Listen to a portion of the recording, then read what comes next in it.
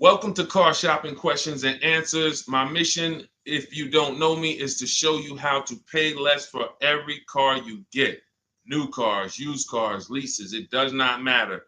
I teach a simple seven-step formula, a simple seven-step formula for you to make sure you never overpay for a car. And the first step is going to be, we're going to make sure we decide whether we should be buying or leasing our next car. The question of buying or leasing your car is a question about how long you're going to keep it. The second thing we do is make sure any car we have right now, we have to get the most money we can for it.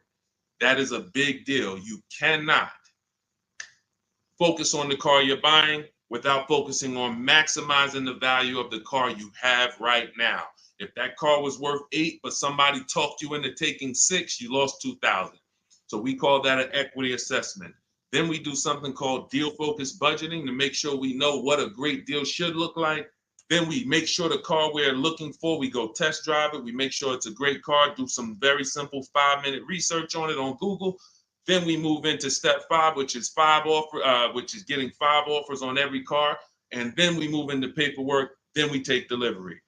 99% of that is done from home. And that's why everything we teach is called Cars from Home. In fact, everything we'll be talking about is out my new book. It's a digital book called Cars from Home. It's 5-star rated. You can Google it, and you can get your copy for 75% off in the comment section on YouTube, in my TikTok bio. You will not leave the broadcast. You'll still be able to hear us. And in my Instagram bio and Facebook, we have a link for you to get your copy. So our first question comes from hold on one second. We'll get into our first question. Keep typing your questions, y'all. So Dolan's gonna pull them all in. I just got a message that we're having a little trouble with Facebook here. So our first question though is gonna be from Vanity on TikTok. She says she wants to lease. She wants to do it in her business name though. Okay, great question. We'll get to that in 10 seconds. Hang on one second.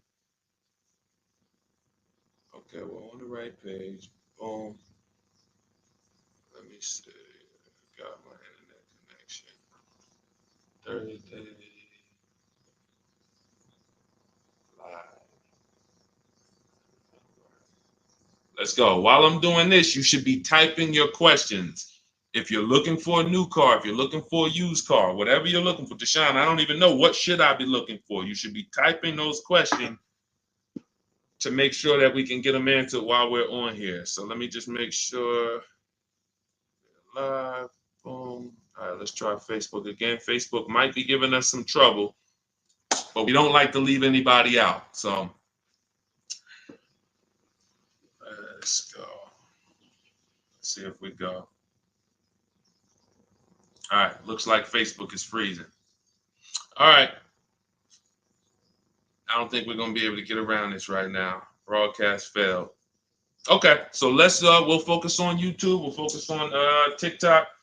And we'll focus on Instagram for now. We'll figure out Facebook later. Okay. So, and that's a good question. We'll talk about that 50,000 mile a year. That'll be the next question, Dolan. All right. So, Vanity, you want to lease. Let's talk about who leasing is for. Matter of fact, no, you already know you want to lease. So let's focus on what you talked about, want to put it in your business name. So I used to work for Mercedes. Some of you may know that. I used to work for Mercedes for 5 years. I worked for General Motors for 5 years. That's where I started my career. And then I went to Mercedes. I worked there for 5 years. Now, we had a lot of people getting cars in their business name, realtors, people who use the car for business. And then you had commercial leases. Then you had people who did like big business. They were putting cars in their business name and they needed commercial financing. General contractors, electricians, things of that nature. Most people, that's not going to be you. You're like the realtor. You are using your car and you're trying to see, well, can I put it in an LLC? Now, here's the problem that you need to make sure this is not you. We've never seen a day where anyone can come on and make a video, and if that video scratches the people's ear, if it's like, oh, that sounds like something I want to hear, then it could do well, and it could be totally wrong. So we have people telling people you can put cars in your business name. but the car is not going to be used for business. And here's the problem. When the IRS comes to audit you, they're not going to be around. So what you need to make sure of is if you are putting your car in your business name, you're actually using it for business. If you go and you get a couple hundred or a couple $1,000s a year in write-offs because the car is in your business name, and then you're audited and they ask you, well, what do you do with the car? And you tell them, well, I deliver cakes to my customers. I have a home business, but I deliver. Okay, great. Okay, that passes the test. Talk to your accountant. Talk to your accountant about this because I'm not an accountant. But if you are a teacher and you're buying a car in your business name and you have this LLC that you haven't really kind of decided what your business plan is, but yet you're writing off mileage or writing off payments or maintenance on your car, you have nothing to prove when they come and audit you. And you're not going to be able to say, well, I saw people. So it's just going to be a bad look. It's going to be very bad for you. So let's prevent that by just making sure that if you're going to buy a car in your business name, you'll be using it for business. That's very simple. And if that's the case, then everything's easy. I didn't even know people were going to put the car in their business name until the deal was done. Most times, like, the realtors, the thing, people would just be like, okay, I'm going to put it in my LLC. Perfect. So what would happen is instead of a normal credit application, you do a business credit application and you be the personal guarantor. Now, some people may tell you, again, there's tons of videos out there. Oh, you can put a car in your business name. You don't have to guarantee it. I don't teach that stuff. I've dealt with people who had fleets of vehicles that could not get a car in their business name without personally guaranteeing it. They had 10, 15 cars. Now, after you get, they might have not known because there's people you don't need that much, but it's not just easy to do. Maybe there's one bank that does, but again, I don't teach that. So if somebody said to you, you can put your car in a business name, no problem, no signing, no personal liability, then I always say go learn from that person how to do that. What bank does it? What car can I buy to do that? But the majority of people you're going to see are putting cars in their business name because they're using it for their job or they have a company, and that's it. Buy your car, learn to get your car to pay the best price for it, and then when they ask, whose name are you putting it in? You're putting it in your LLC's name. Super simple. It's not a hard thing to do. It's really based on your credit, but let me tell you something very important. I learned this the hard way. When I worked for Mercedes-Benz, I had a guy who came in, he bought an S550 from me. And he said, putting in his business name, all good. Now we get to the point where he calls me maybe a couple weeks after, and he says, hey, did the finance manager put the car in my business name? I said, yeah, absolutely. He said, it's still showing on my personal credit. I said, really? Because the whole point of putting the car in the business name is if you have two cars in the business name, the income from the business should be making sure that those $1,000 in car payments don't come off your debt to income. Don't come from your when you go and apply for new credit. If they see, wait, you got all these car payments, we're not giving you any more credit. That's the purpose, is they should not show because they're under the business. But there are certain banks, and in 2019, Mercedes-Benz Financial was one of them, who even if you put the car in your business name, they're showing it on your credit report. And again, that wasn't a happy day for me, but the finance manager didn't know either. So it wasn't even like, it was like, so I've been telling everybody since then, if your goal is to put your car in your business name so it doesn't show on your personal credit, make sure you talk to a finance manager that works in that brand and you make sure that it is not going to show, because sometimes it does. Great question. Go ahead, Dolan. I see we got a lot more questions coming in, so let's keep it moving. What's going on, Alex Rios? Good to see you, bro. Yeah, good to see you. Vicky, good to see you, Anthony Lewis. This is from TikTok. What's the best way to buy a Tesla? So you can't negotiate a price on a new Tesla. It's one price. You're going to order the vehicle. You don't have to worry about overpaying for the vehicle. Here's what you do need to concern yourself with. How are you going to acquire it? Are you paying cash? If you're paying cash, then there's no negotiation. You go, you drop your check, no problem. If you're leasing it, you need to make sure that you're not overpaying for the lease. We have something we could see. All right, let's get into the meat and potatoes of paying less than everyone and making sure we don't actually overpay for anything. We have something, the 1% lease rule has been around forever.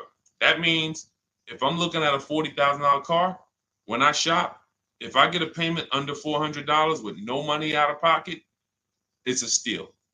In my book, I call that the steal. We have 3 different types of lease outcomes. The steal is 1% or less. The deal is between 1% and 1.5. Time to chill is over 1.5. So, because I saw these people signing terrible lease deals. If you look at your payment, divide it into the MSRP, take your down payment out of it. You got to put your down payment back into, you got to do some math to say, all right, what would it have been if I didn't put that 3,000 down, that 5,000 down, and you just do like a sign and drive? If you divide that payment into the MSRP and it's over 1.5%, there's no value there for 12,000 miles per year. We adjusted. We got 15,000. Jen just got it. She just got her 18,000 mile a year lease because we do high mileage leases. That as long as we still have a great deal, there's nothing wrong with, oh, I shopped my best offer. It was 1.1 or it was 1.2 or it was 1, and then I adjusted the mileage, and now it, it's higher, but still it's a deal because you have to have a deal before you adjust your mileage. But if you do that and your payment's over 1.5%, there's no value in leasing that vehicle. You're paying too much money for a vehicle you're giving back. Say, what's up, Parth Patel? Good to see you. Same thing with 4-year leases. Add up all the payments. You'll see. I had to create these boundaries because people didn't know they're overpaying. People didn't know why. It's too much money for a vehicle you're not going to own. Leasing is a value play. It's okay, if I'm going to spend $400 a month, what's the most vehicle I can drive for $400 a month? Well, some people for $400 a month, they're driving a $30,000 vehicle. Some people for $400 a month, they're driving a $40,000 vehicle. Some people for $400, they're driving a $50,000 vehicle. There are people who, the better lease value you get, the more value you have. It's just, leasing is a value play. So when you add up all these payments, that's what you need. So that's what you need to concern yourself with if you're going to lease the Tesla. And if you're going to finance it, then you need to make sure that you are doing what we call the bank bidding war. I teach this in my book. If you want a copy of my book, you won't pay the $97 price. We have a book launch offer. It's 75% off. You can get your copy in the comment section on TikTok, on YouTube, or in my TikTok bios, or in my Instagram bio. It'll be in your inbox in literally 2 seconds. In fact, as soon as you pay, on that thank you page, you get 2 very important things. One is the link to open the book. I also email you a copy. And then I tell you, screenshot that page so that you can have the support email. I also have the support email for my team on the screen here on YouTube. This is only for book deliveries. Do not write us with questions. We have, this is how we help people. We have our boundaries of how we help people. I don't take questions from email. That is to make sure you get your book, just in case you type your email wrong. But in there, I teach something called the bank bidding war. So the bank bidding war is when we make banks and lenders compete for our loan. Rates are high right now. Even when rates are low, though, you should be making, you know how many banks and credit unions want to compete for your loan, but you're not giving them a chance? What's up, Jakara? You're not giving them a chance? There's tons of banks around us, online banks, credit unions, and you're just only going to Navy Federal, or you're just only going to the dealership. If you save 1 point on it, if you buy that Tesla and you save 1 point on your interest rate, that could be over $1,000. If you overpay, depending on your loan, if you're going like $50,000, 2 points could be $3,000, $4,000. So we take, in order for you to get a great deal, remember this, and then we'll pull up the next question. In order for you to get a great deal, I'm gonna make this very simple for you. You have to know that there are 3 transactions to every car deal. Not every, but if you have a car to replace, when you trade a car to a dealership, that's 1 transaction. That's why there are companies out here that want to buy cars. They don't even sell cars. They just want to buy them. They're wholesalers, and then we have companies that want to buy cars. They don't care if you buy a car from them. They just, hey, can we buy your old car? That's one transaction.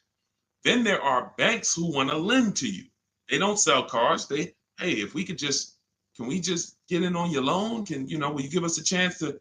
That's another transaction. And then buying your car from someone, that's a third transaction. So in order for you, so when you say, all right, I need to make sure I guarantee I got the best deal, then you need to start doing what we do, which is understand there's 3 transactions and bid each one out. You can't negotiate your way to a great deal, but you can bid your way to a great deal. We get tons of bids when we're selling our cars. People who come, look at our car, looks great. They go to the accounting department, write a check. Here you go. Enjoy. Then we bid out our bank, our loan. Hey, and they allow you to do this. The dealers don't want you to know this. The banks don't even want you to know this. The banks really don't want you to know this. They allow you to bid out your loan. You can have 15, 20 lenders within a certain period of time. We do it. It takes us 2 days. Once you get your car, you can have multiple lenders access your credit and give you loan offers. Multiple lenders. That doesn't mean you go to dealership to dealership to dealership and let them all run your credit. That's not rate shopping. That's car shopping. That when they look at your credit report, they're like, okay, this person's going to every dealership they can and just letting everybody run their credit. That'll drop your credit. But finding a car, locking it up, in your case, it's going to be a Tesla, if that's where you go, and then coming home and saying, okay, now let me let Chase run this. Now let me let community credit unions get a shot at it. Now let me let Navy Federal. And hey, now let me let Lightstream. And I have resources I recommend in my bank. In my book. No one pays me. None of these companies pay me. I hold myself to being a journalist in the purest sense. No one's paying me to get mentioned. This is who we use. This is who I use. So we have to know who these companies are and give them a shot at our business. And then we see, then the dealer might have 13 more banks. Then some people would say, oh, I don't let dealers run my credit. Well, you don't realize something. Dealers have tons of leverage with banks. Dealers can call because they give banks millions of dollars in loans a month. So they can call if they're trying to beat a rate. If you come in, hey, this is my rate, 6.2. Oh, listen, I need to beat this rate. The problem is when you go and let them be your first offer. So when you get your Tesla, if that's what you decide to do, you need to make sure if you have an old car, you're bidding that out. CarMax, Driveway, Carvana, Kelly's Blue Book Instant Cash Offer, Auto Nation, and Car Gurus, 6 offers in 20 minutes. Competing offers.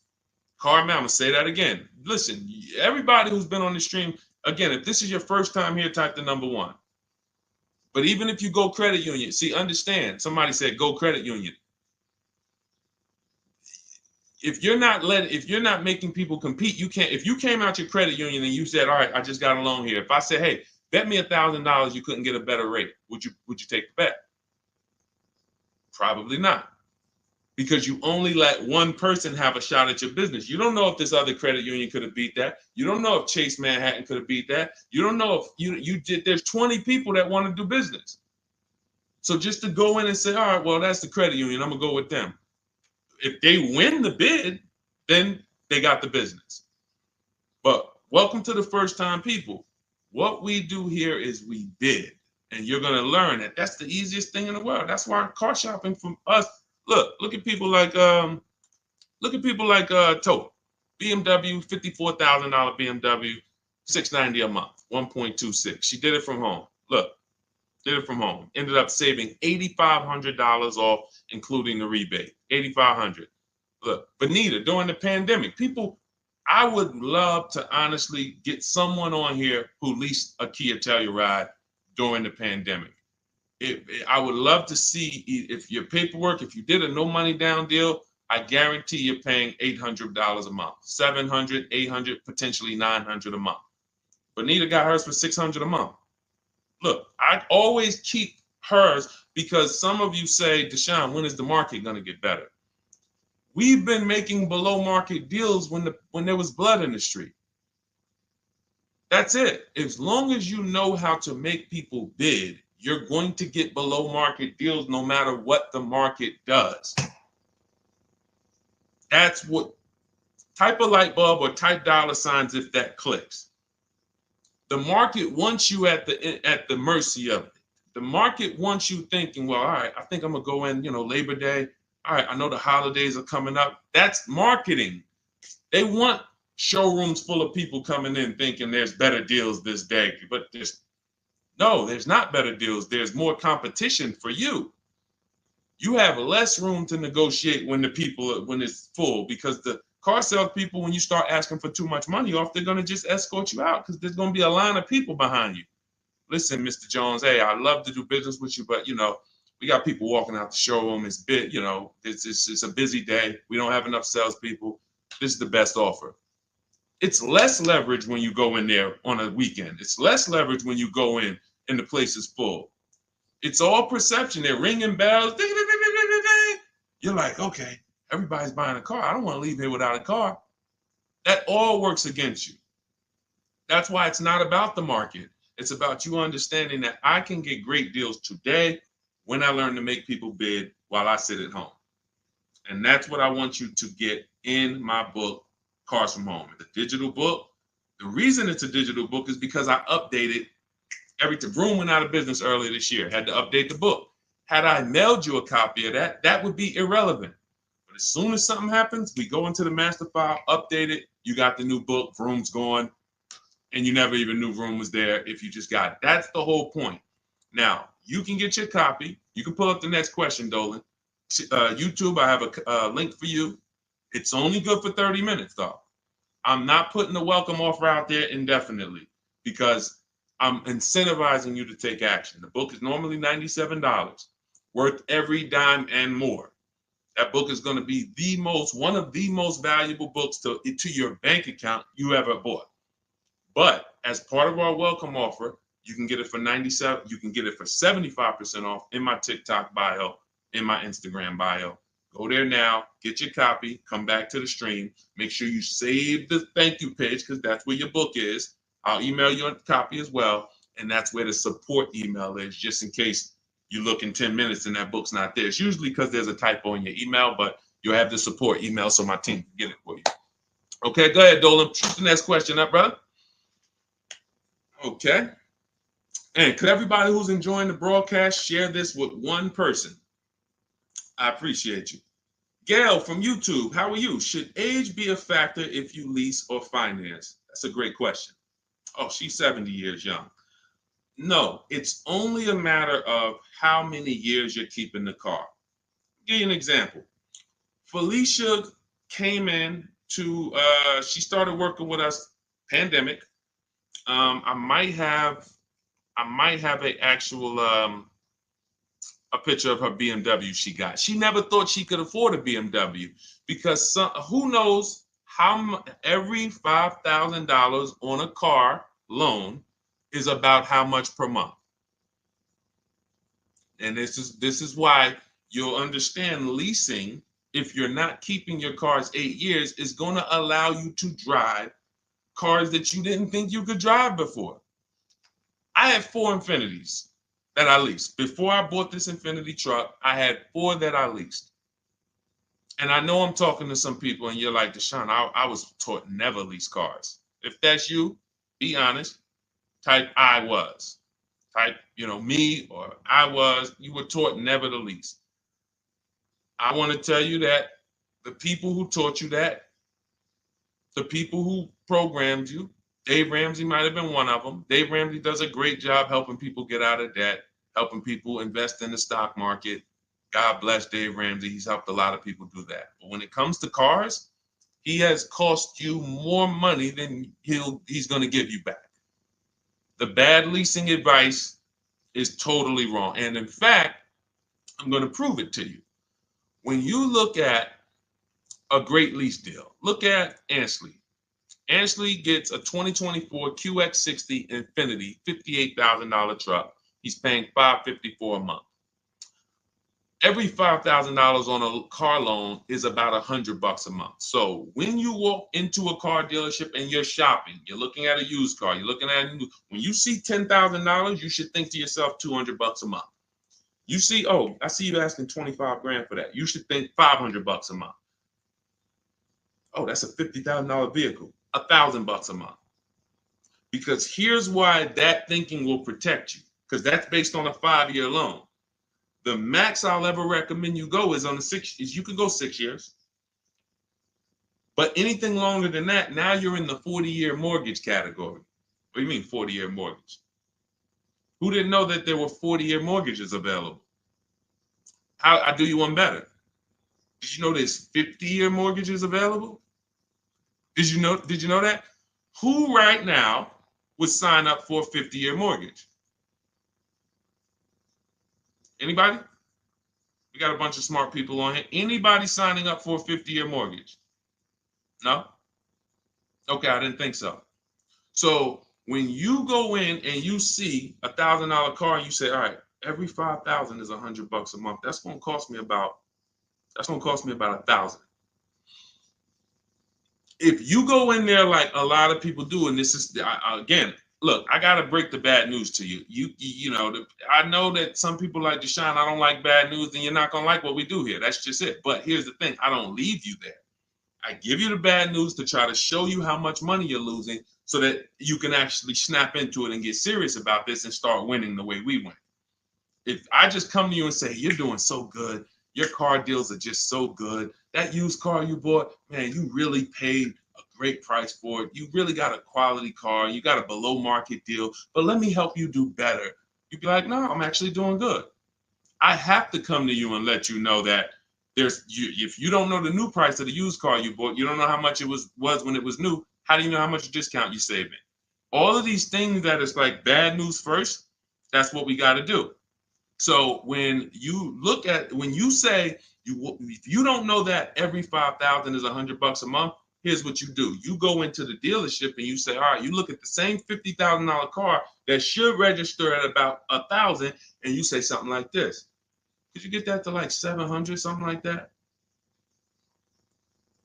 Okay, how much money could you put down? I could probably put down like 10. Okay, even if you put down 10. Now that should, in your mind, if you went from that 50,000 to 40, you should be like, okay, well, even if I put 10 down, I'm still going to be around 800. But here's what they're going to do. They're going to put you into a loan that's so long, you're not going to even realize it. And I've had people come to me with cars and they're like, D, man, I think I'm ready to switch this car, man, but the dealer telling me I can't get out of it. I said, all right, how much you paying? All right, payment's not too bad. All right, you know how many years, how long is the loan? Oh man, I ain't even asked. Okay. You already telling me where we're going. This is gonna be bad. Man, you in a 96-month loan. You in an 84-month loan. That's what not having these things in mind becomes. So going back to Ashley here, if he walked in to get that same 2024 Infinity that he just leased for $554 a month with, look, first month's down, first month payment, he gave him $554, drove off in an almost $60,000 car. That would be $1,200 a month almost. $1,200 a month. I told you, 4 leases I had. Just Infinities. I had a G62 and then I had a Jeep Grand Cherokee as well.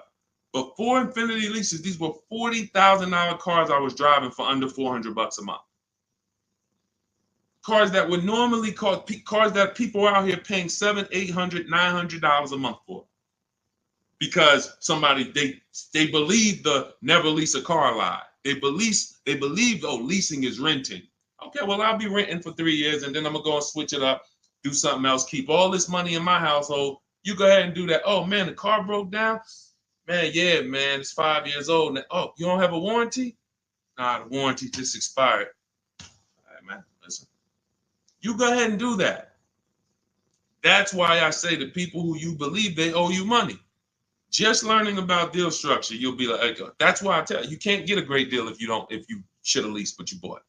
So, Gail, to answer your question, no, has nothing to do with age, has everything to do with you asking the first question in my book, the most important question, which is, how many years am I going to keep this next car? That's the question you ask yourself. If y'all are enjoying what you're seeing on TikTok, could y'all keep tapping the screen, run those likes up? Can we get those likes over 1,000, 2,000? Let's just run the likes up if you're enjoying what you're hearing. That's the issue. You always ask yourself, this is the question you ask yourself, all of you who are car shopping right now, how many years am I keeping the next vehicle? And if it's 8 or more, then you're going to shop for a below market purchase, new or used, depending on your budget. If it's less than 8, if you're like, I'm honest, man, I don't think I'm going to keep this thing 8 years. You should be shopping for a below market lease, and it's not even close. It's not even close. All right? Doesn't have anything to do with your age, Gail. Go ahead, Dolan, shoot the next one up. All right. Great questions today. Keep typing your questions, y'all. We'll get to as many as we can before the stream ends. All right. This one's from YouTube. I drive up to 50,000 miles a year for gig work. I would like to lease. Here's the problem. High mileage leases are a thing. So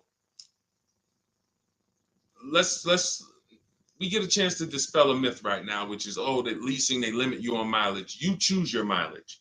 Most vehicles will write you a lease contract up to 30,000 miles per year. And I learned this when I was a manager at Hyundai for 6 weeks. It was a rough dealership. It was on the highway. People were fighting in the back, drugs in the back. It was rough. So 6 weeks I was there, and then I was like, all right, this ain't for me. But in that time, I learned something that I had never learned before, being with GM and with Mercedes. Person comes in, they drop off their lease, and they're like, I go in, we got to get the mileage off the car. And I see it's like 72,000 miles on the car. And I said, wait a minute, hold on. You lease this? He said, yeah, I always lease, because every time I used to buy my cars, I come back 3 years, 4 years, I always had tons of negative equity. I had to write a big check or roll that over, which I know because this is what I was doing with my clients. Every single car, hey, you got like $8,000 negative equity. You got to roll that over. But once I saw how he was doing it, I said, wait, hold on. I looked at his contract. He was only paying like $175 more a month than the normal lease rate. Literally $175 more per month. He gets 25,000 miles a year. And I'm like, this is great. Because $175 per month more times 3 years is much less than if he brought that car back and had to write a $12,000 had $12,000 in negative equity, which a lot of you high mileage drivers continue to have. You have the worst negative equity more than anyone. Normal drivers who buy, but they should be leasing, they're going to have $5,000-10,000 in negative equity.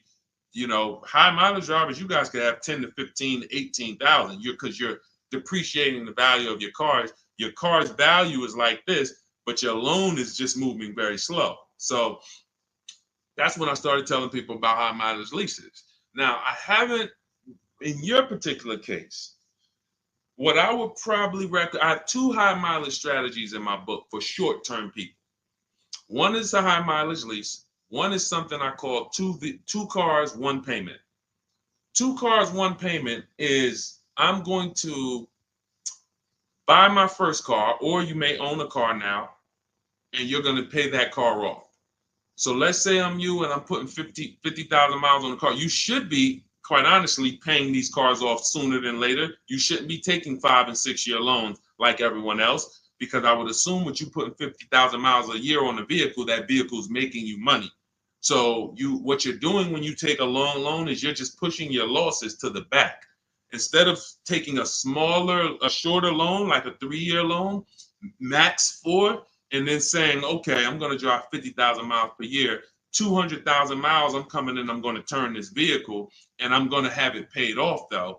What you're doing is say, all right, I want a lower payment. Instead of a 4-year payment for, $650, $700, I'm going to take a 6-year payment for $400.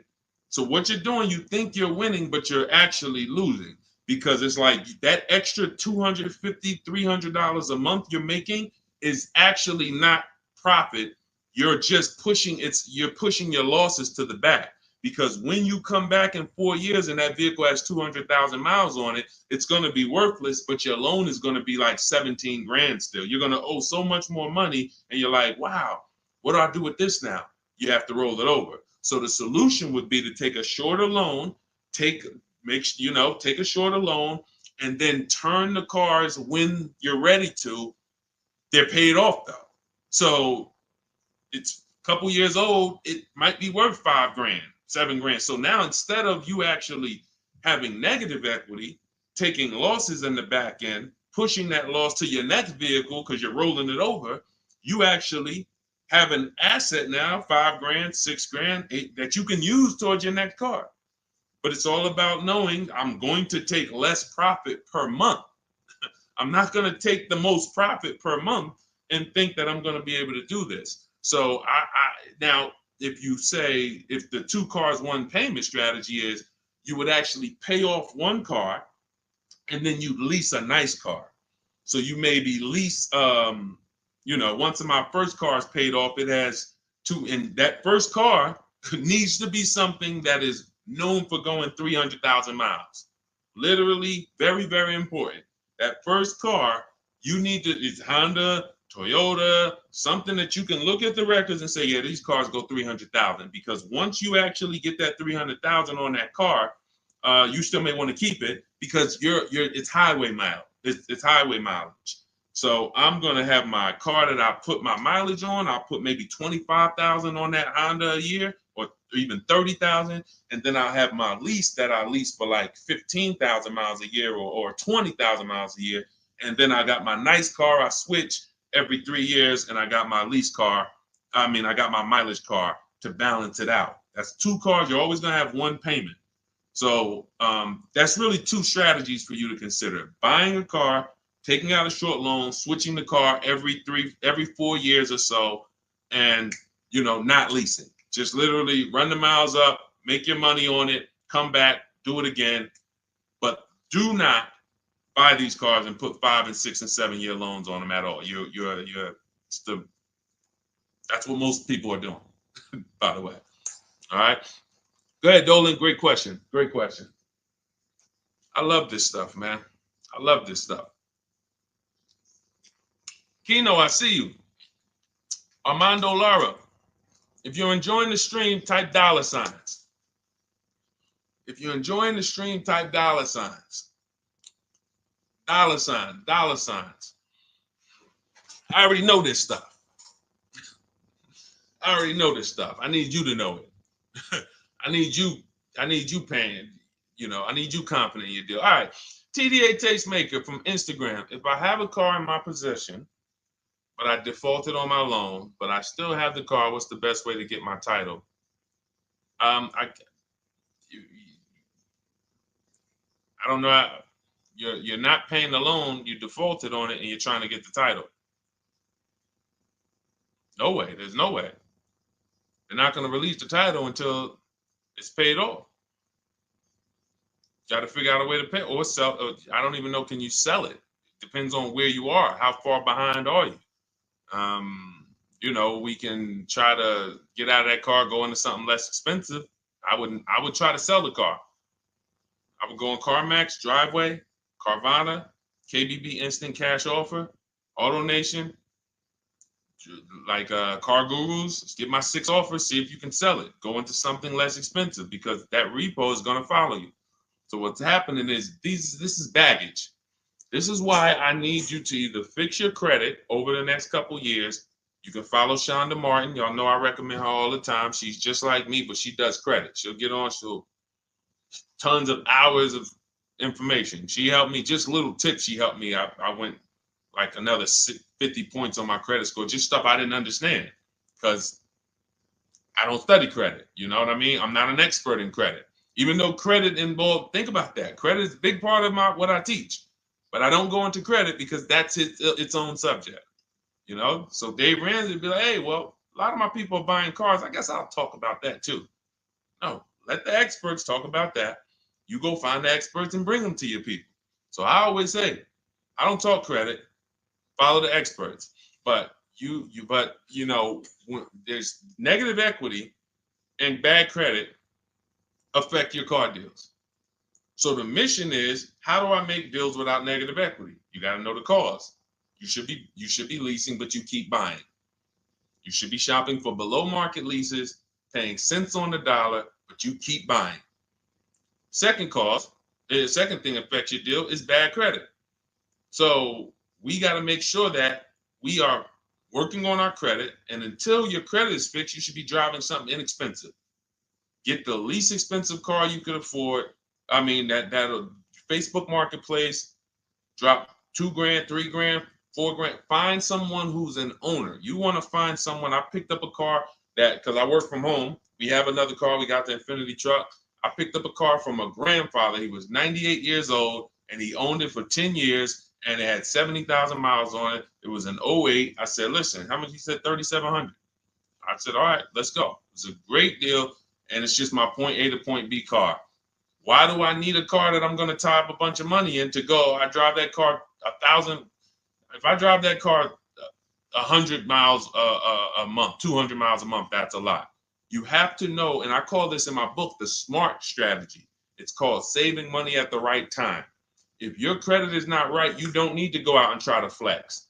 You need to be trying to get something inexpensive. Oh, but they're going, man, I can't pull up like this. Then you go ahead and be financially foolish.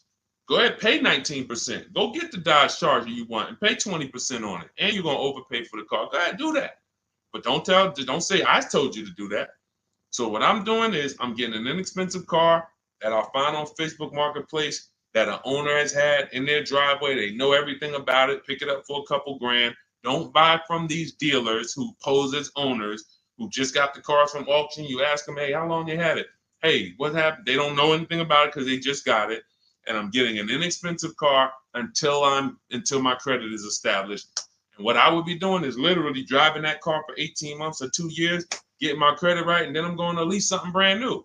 And be like, Dad, so you just went from that car to pulling up with something brand new? How you do that? I had a plan. That's how we do. So all of this, everything I'm teaching is out my new book. It's called Cars from Home, 7 Steps to Saving Time, Money, and Avoiding Dealerships. It's normally $97. You can Google it. It's 5-star rated. I think we have, how many ratings do we have now? I think we have, thank you to everyone who's reviewed the book, who's rated it. I appreciate it. 58 ratings. Appreciate it. You can read what people say about it. You can see how they've used it. You can see everything. So you won't pay the normal $97 price. If you go to my TikTok bio, as long as you get there before that timer hits 0. If you went to that page and that timer started clicking, once it's 0, it goes back to $97. You won't get the 75% off. So go back, get your book, and then you can come back to the stream. But make sure when you get your book, you save the thank you page so you can have the support email just in case your book doesn't hit, you usually type your email wrong, you type in too fast. We'll make sure you get it. And then on YouTube and Instagram, you go to my bio, get your copy. YouTube and Facebook, we have a comment for you in the link. We have a link for you in the comments. Next question, Dolan. Go ahead, man.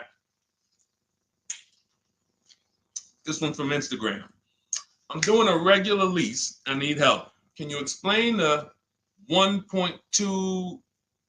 Okay.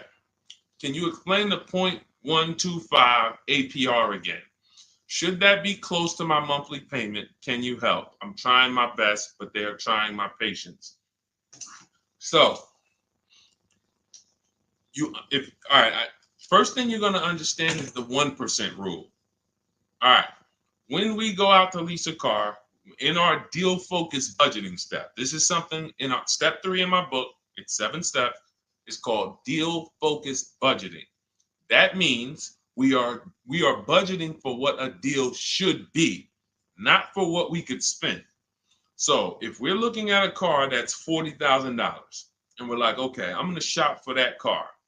When we're basing everything on the 1% rule, which is 1%, a 1% payment is 0.01, 0.01, $400. So you take the MSRP, $40,000 times 0.01, $400. That's the 1% lease deal. Anything lower than that, now you don't get these deals by negotiating. We get multiple offers. Some people are like, Deshone, I can't get no deals like that. Well, we got tons of them. If y'all want me to show them to y'all, we got tons of them. But anyway, that's a steal. That's not a deal. I call that a steal. Anything less than this, you stole a vehicle. Now, the 1.5% rule, which is 40,000 times 0.015, that's the max. That's the max. We're not going higher than that because once you add that up for 3 years, 36 months, 21,600, that's right around the cap of where we're gonna, because you got 40,000 plus taxes and everything like that. So call it around 43, 45. You want to pay no more than like 21.6 over 3 years. That's the cap. And if that's the best offer, it could be the lease program. They don't have much support. They got a high money factor. They got not much rebates, high demand, whatever it may be. But once we get 5 offers, if it's over 1.5%, we don't get those cars. So now what this person's asking about is that middle point, which is 0.0125. So we take the 40,000, we say 0.0125, that's going to be 500. So anywhere under 1.5 is a deal. Anywhere under 1.5 is a deal. The lower it is, the better it is, the more value it is. But the lower it is, how does it get lower? You're not negotiating it lower. You're getting once you see all your offers, if your offers, and again, I don't know your name because it's not on here, but if your offers aren't $175 to $200 a month difference, then you didn't shop right. When you're looking at those 5 offers, thank you. I see everybody sending gifts on TikTok. I appreciate it. I forgot. And can y'all double tap the screen? Just get those. Can we get to 1,000 likes on here? Can we get to 1,000 likes on here? Can we double tap? Can we just keep tapping the screen? If y'all enjoying y'all spending time with us, can y'all help us get to 1,000 likes? Appreciate y'all. So this is where this is a midpoint. But here's what you don't do. You do not go into the, y'all done flew. Y'all about to fly past 1,000. Look, on 10 seconds. Shout out to TikTok. Appreciate y'all. All right, so you don't go in a dealership and say, oh, well, get me to this. I want to be at 1.25. I want to be at 1.5. No, you don't do that. Because here's the thing. Ansley, he got a 1% lease deal on this Infiniti. Look, Jen on her Subaru.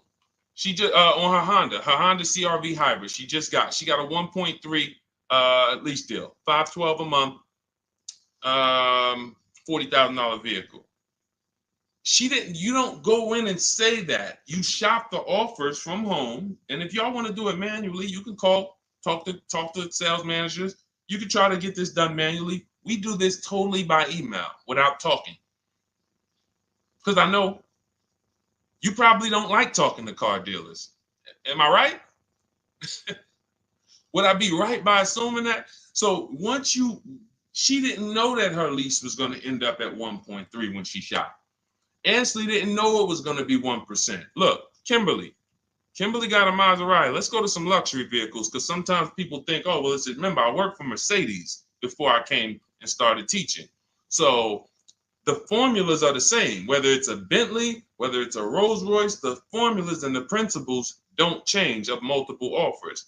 Look, Kimberly gets a Maserati. She's paying, it was a $91,000 vehicle, 92 almost. She's paying $944 a month for it. It's a Maserati Grecal Modena, $92,000 vehicle. She's paying $944 a month for it. She didn't know that she was going to save $20,000 off. This is the other post. Look, she didn't know they were going to knock $20,000 off the selling price. You don't know that. You come in, you trust the process, you get the multiple offers, and then you look at the best offer.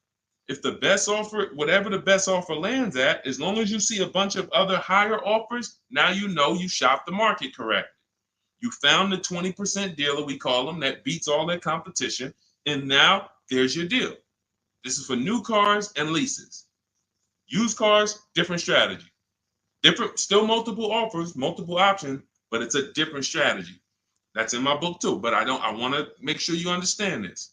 That is how you do it. The 1.2%, 1.25 is just a middle ground, but when you shop your offers, just make sure they're all under 1.5 and then pick the best one. If the best offers is over 1.5, you got 1.6, 1.7, 1.9. That's a bad lease program. That means there's no support there. As long as you see a spread, if there's no, like, man, all of these offers are over 1.5, it's a bad lease program. High interest rate, probably terrible residual, no rebates, no incentives. That dealer who's the lowest is discounting the car. It's not their fault. They can't help the lease program. So the better you get, the better the lease program is. When you shop, you'll be closer to 1. The tighter the lease program is, when you shop, you'll be closer to 1.5. But as long as you're under 1.5, it's great value, much better than buying, paying cents on the dollars.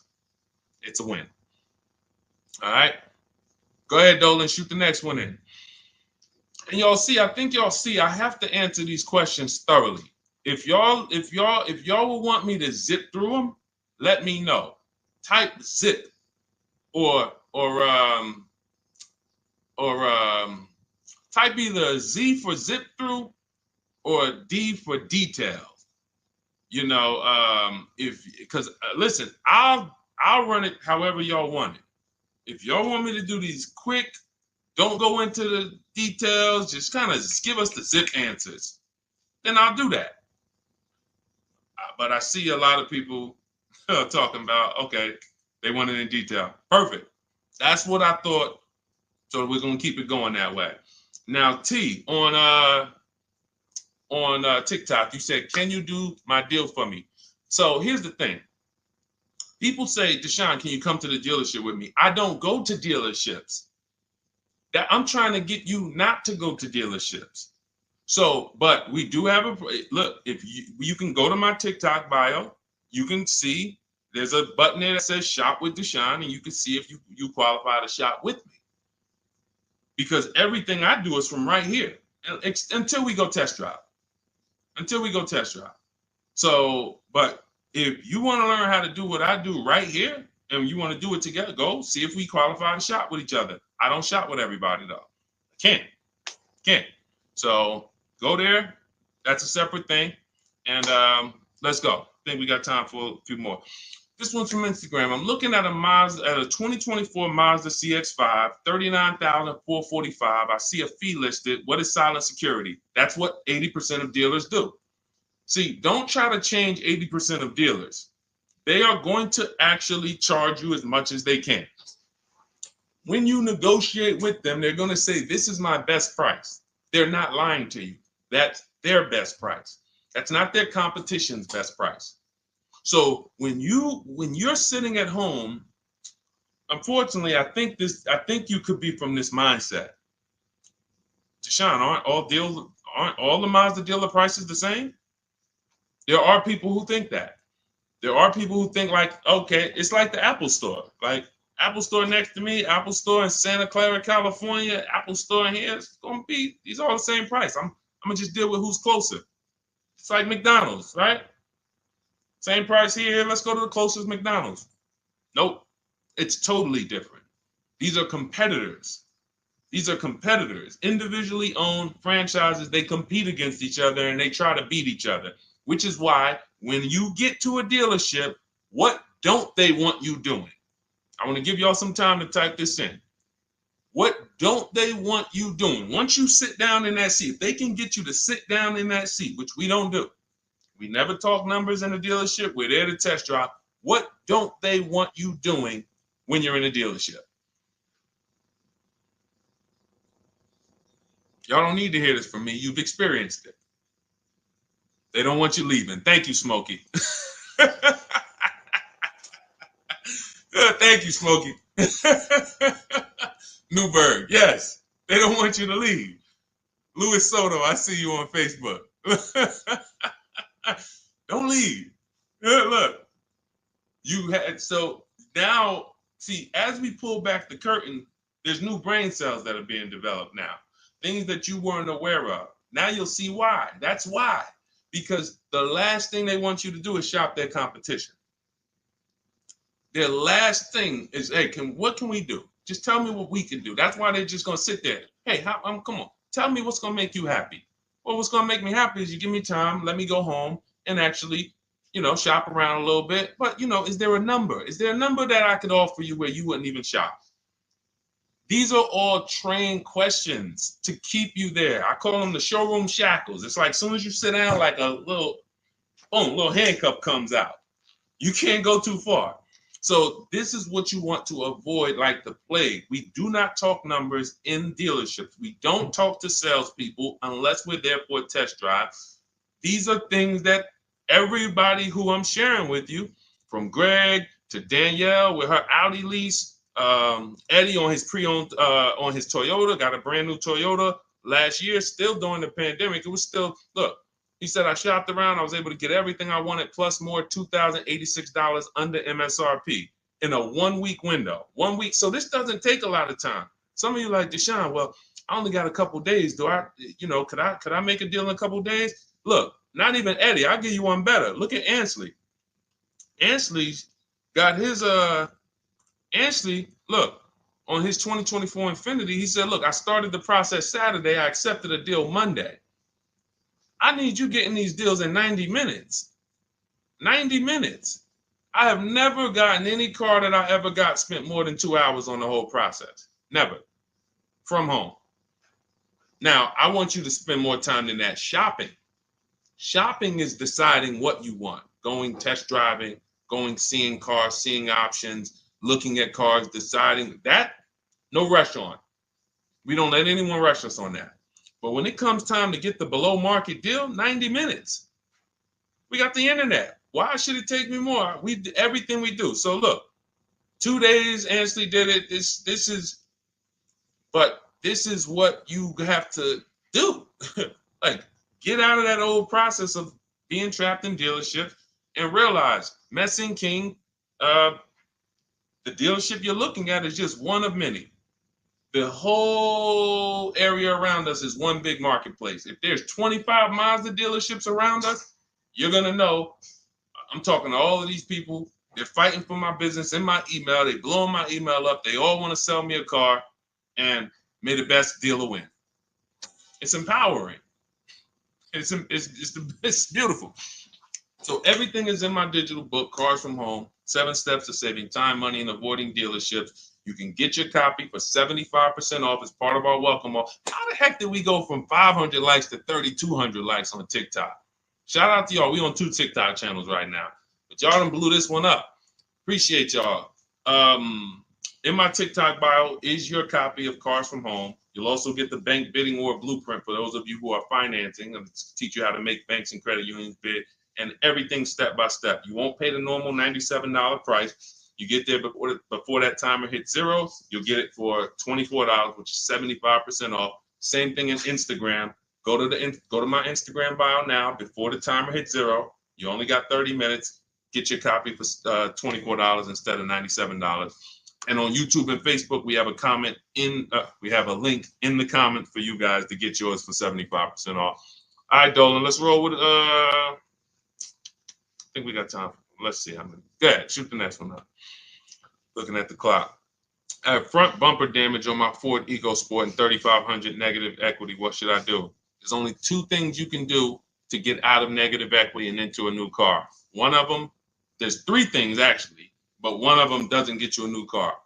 Negative equity, I call the bad credit for people with good credit. It's the only time I see people will walk in the dealership with a 750 or 800 score, they leave with no car. Negative equity stalled the whole deal.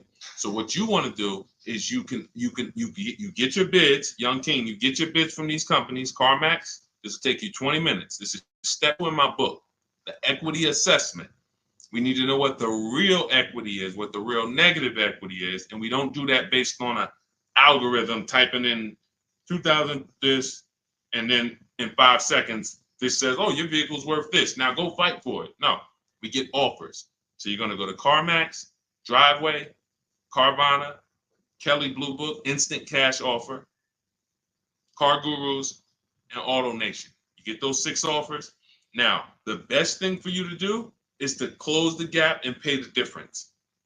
So whatever your highest offer is, if you have the money, I will pay the difference, because none of those higher offers are going to be as good as no dealer is going to be able to get close to your highest offer over there. Now, a thing for you is if all your offers are under 10 grand, you can list that car on Facebook Marketplace. I would sell it privately if the offers are around 10. Once you get to like a $12,000 car on Facebook Marketplace, you're really limiting your options because people need loans.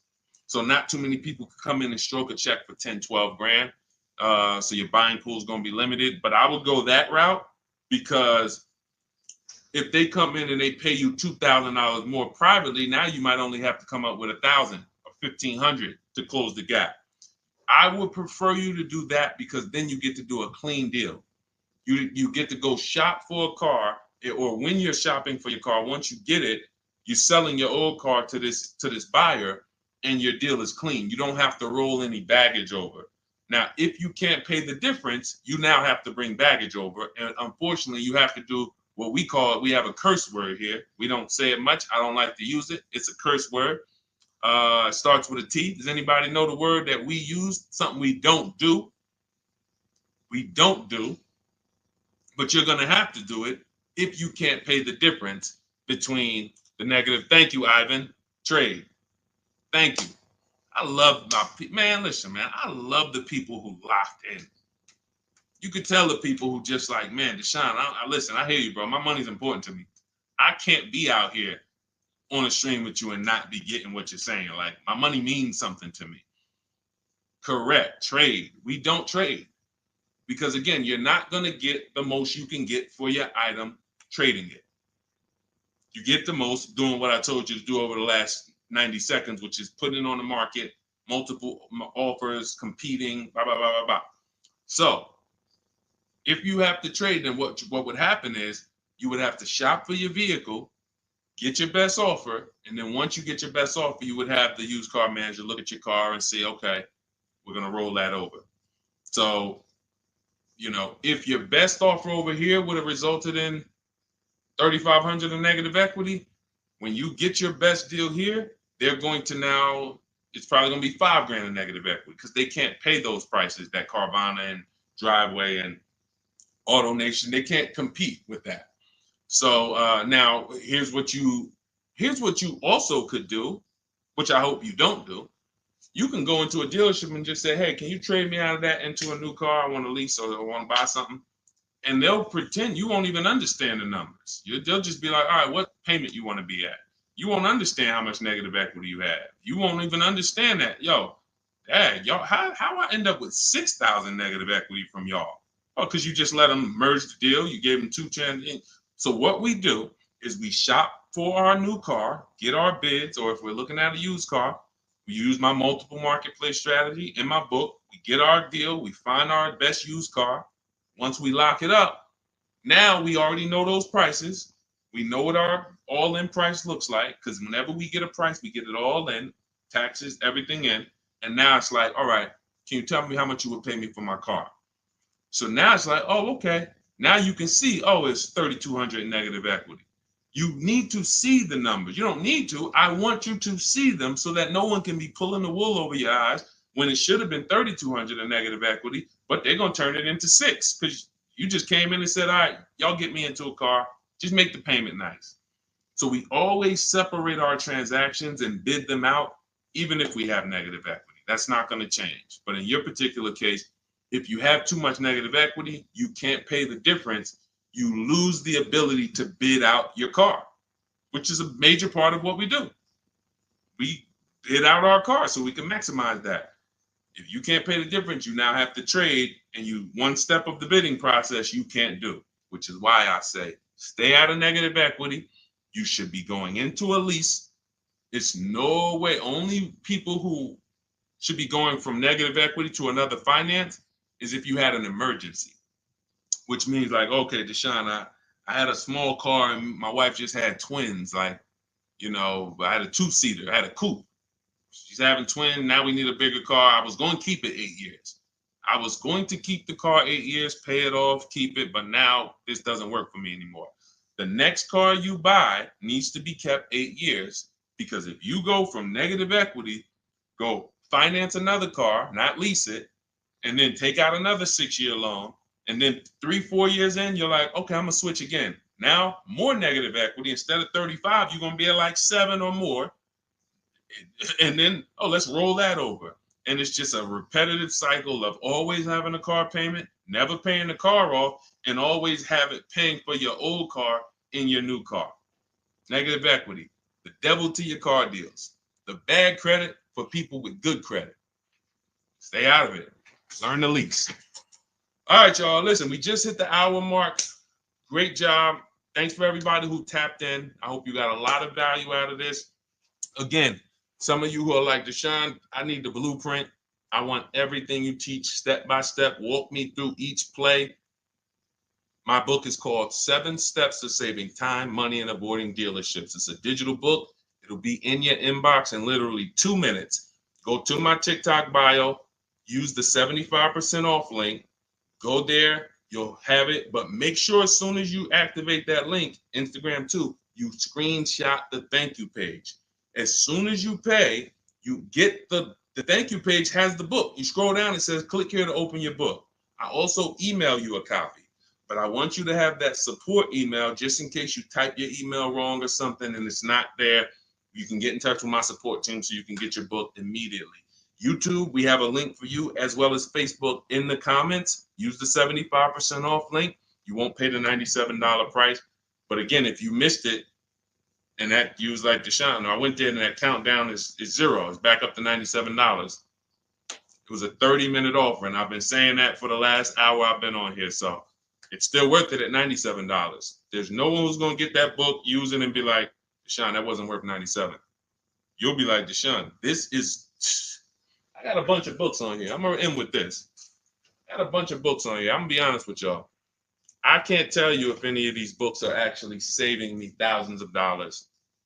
A couple. I got some good ones. Don't get me wrong. This will be a book, when you look at all the books you ever got, this will be top 3, guaranteed. Where you said, this book saved me more money than any other book that I own. Top 3. That's Cars from Home. And that's the standard we hold it to. It's already 5-star rated. And if you use it already, please go to Goodreads and add to the ratings. We'd love to see it. All right. I'll see y'all on the next stream. It's always a pleasure. God bless you. Keep winning. And make sure you send me your success stories by email. I want to see your car deals. All right. God bless.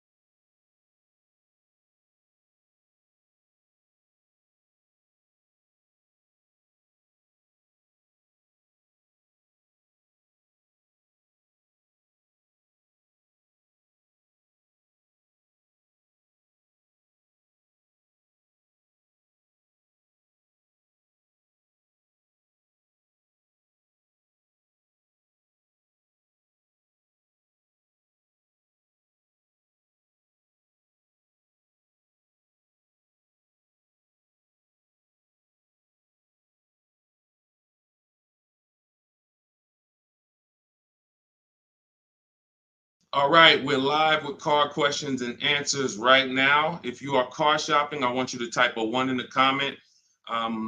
Right now, everyone's overpaying for cars. It is absolutely, it's crazy what I'm seeing right now. And as someone who spent 14 years in the car business, I cannot believe that people used to take car buying. People used to get okay deals. Back then, people weren't getting, hammered the way they're getting hammered now. But I see these deals. I get DMs all the time. People are sending me the prices they're paying, and I can't believe it, and I want to stop it. So what we'll be doing right now is making sure Anyone who's shopping for a car, I want you to start asking your question. We got our first question coming from TikTok. As you come in, share the broadcast with some, if you enjoy it, if you're enjoying what you're hearing as we talk over the next hour, tag someone in, because most likely one of the people that I'm talking about who's out here overpaying for cars is someone you know. So no, I guarantee you no one will ever be mad at you sharing my page with them.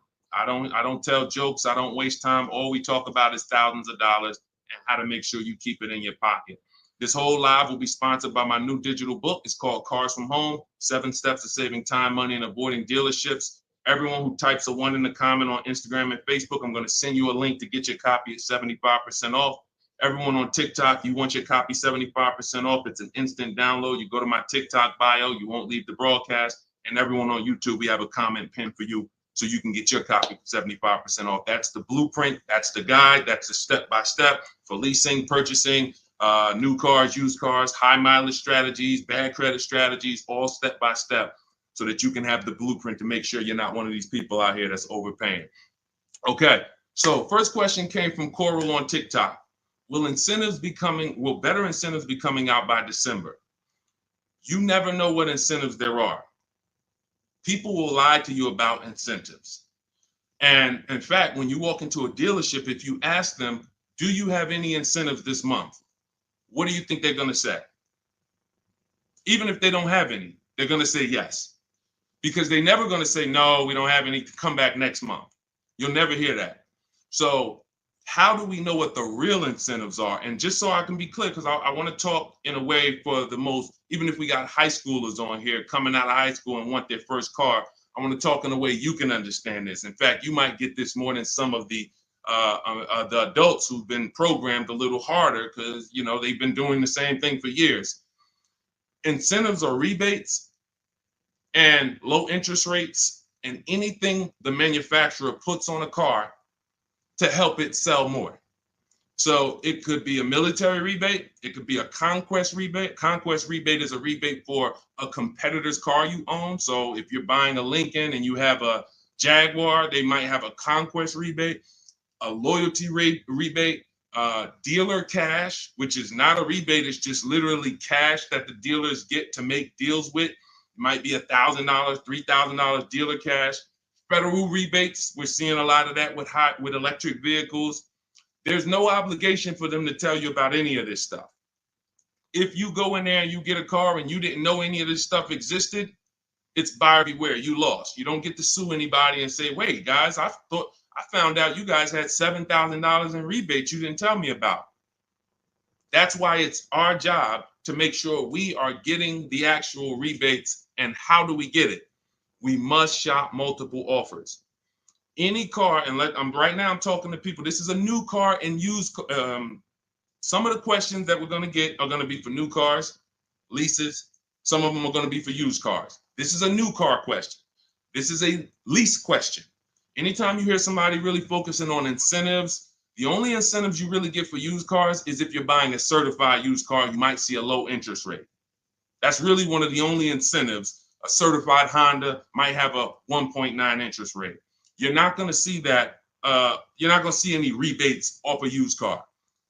But when it comes to new cars, oh my God, like I said, you could be $5,000, $10,000, $15,000 in rebates. In fact, Sean right here, check this out. Sean, who picked up his F-150 Lightning, I'm showing it on YouTube. So I know you guys on the other platforms can't see it, but on YouTube, Sean got an F-150 Lightning and the rebates totaled $15,500. When I worked for Mercedes, I sold a Maybach. It's actually called Maybach, but you know, most of you guys probably know it as Maybach. It had a $20,000 rebate on it. So if you come in there, somebody asked yesterday, we were live streaming, right? And the guy's like, how do I get them the invoice price? Invoice price, that's 2004 internet stuff. Without knowing that you're getting the biggest discount and all the rebates, you got nothing. And that's what you need to know. How do you do it? You got to realize 4 out of 5 dealers are going to lie to you. They're not going to tell you about all the rebates. They're not going to tell you about some of the rebates. They might say, hey, we don't have any rebate. And then later they'll bring them. The only way for you to get them is for you to get multiple offers so that you can see that. I always suggest 5 offers. I have a strategy in my book called the 25 to 5, where we connect with 25 dealers online. That gets us 5 offers. If you want to do it manually, you can pick up the phone, you can call, only ask for sales managers. Do not deal with salesmen if you are going to do this, because then you're going to be, I'm telling you, I spent 14 years in this business. Only if you're going to do it my way, you'll do it only by internet, no talking. If you're not getting the book, if you don't have my book, then you say, all right, I'm going to do it the manual way. Call, only speak to sales managers, or your life is going to be hell trying to get these offers. And you need to get at least 5, because as I said, once you get one offer and you be like, oh, wait, this person took off $1,000. That's their best offer. Then you get another offer. Wait, this person took off $3,000. That's their best offer. Oh, this person said it's $3,000 rebates and they took off another $3,000. They saved me $6,000. Oh, that's their best offer. Then you're going to start to see how people are out here overpaying, because they're not shopping multiple offers. They're getting one quote, going into their local dealer and saying, okay, do the best you can. And then they're signing just the deal, feeling, oh, I negotiated for 6 hours. This got to be a good deal. No, it's not. So you must, don't worry about what a day, Coral. Don't worry about, oh, the incentives will be good in December. Shop now, see what the incentives are now, and then shop them again next month and see if they change. And then in the holiday time, shop them again. But you're doing this by phone, or in my case, we do it by email. You're never going to be able to do this going into dealers. And I think for those of you if this is your first time on a broadcast with me, type first. First time you've ever been on a live stream with me, type first, because you may not be familiar with anything we teach here. Anything we teach here. And so this is going to be an unlearning process for you. I see you, Arlie. Good to see you. Okay, I see you, user 609. You don't have a name, so I see you, Nadine. Welcome. I see you, 357 Scene. I see you, I Spent Cinematic on Instagram. I see you, Just Too Blessed on Instagram. All right, well, type up everybody who's been with us for a while. I want you to type welcome to all the first-time people. I see you, Maurice Jenkins on YouTube. I see you, Libo on YouTube. Everybody who's been here before, you kind of know a little bit about the foundation, or you've been mastered this. Maybe you got cars using what we teach. Type a welcome to the first-time people, so we can let them know, welcome to the new way. Welcome to the new way. There's gonna be a lot of unlearning, but we're going to try to make it as comfortable as possible for you. But the major thing that you need to understand right up front is I teach a philosophy called cars from home, which means you can get your best offer, below market offers that no one else is getting. You can pay prices that no one else is paying without ever leaving your house. And in fact, the only way for you to guarantee that is to make deals from home, because this is where you're in control. This is where you can't let your emotions get out of control and make a bad decision. And this is where you can use the internet to talk to multiple dealers at one time and have them bid for your business. All right. Go ahead, Dolan. Everybody type your questions. We'll continue to get to them. Coral, I think you kind of got the premise of what we're, what you need to focus on first, which is, unlearning the waiting for incentives and shopping wide, talking to multiple dealers, and actually monitoring the incentives from month to month yourself. Okay, what's up, D? This is Maurice from YouTube. What's up, D? I want a pickup truck. I like the Chevy Silverado. Okay, I know you said not to lease a vehicle you like. Okay. When did I say that? I know you said not to lease a vehicle you like. So I'm getting confused on financing and leasing. Okay. Okay, let me be clear. I never said don't lease a vehicle you like. I know you hear a lot of stuff from me, and that could be you might have gotten confused somewhere. It's all good. Here's how who's ready to finally put the leasing versus buying to bed forever. If you're ready to put The leasing versus buying. All right, Deshone, I hear, should I lease or should I buy? If you just type ready. If you're like, you know what? I hear videos from you, Deshone. I hear people from, I never used to hear videos about leasing 3 years ago. Now all of a sudden everyone's talking about, hey, you should be considering leasing, ready to consider leasing. I love numbers. And I love making the numbers easy for you. If I can't make the numbers easy for you, then I can't do what I'm called to do. The easy way to know from now on, should I buy or lease a vehicle, is to ask yourself, how many years am I keeping the next vehicle? When you're considering a lease, you're considering how you're going to beat depreciation. I see y'all tapping the screen. Every time you hear something on TikTok you like, just double tap the screen and y'all keep running those likes up. I appreciate it. TikTok brings more people over here. And, you know, I appreciate you guys. You guys help this message spread. You need to ask yourself, this is the first question. In my book, some of you have it, my digital book, Cars from Home. The first question before anything, before what car I want, is how many years am I keeping the next car?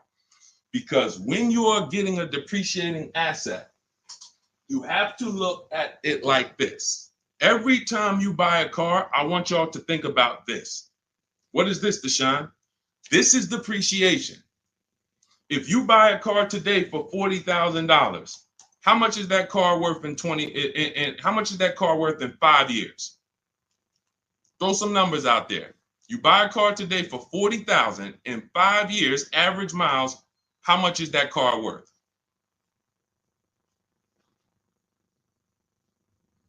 How much is that car worth?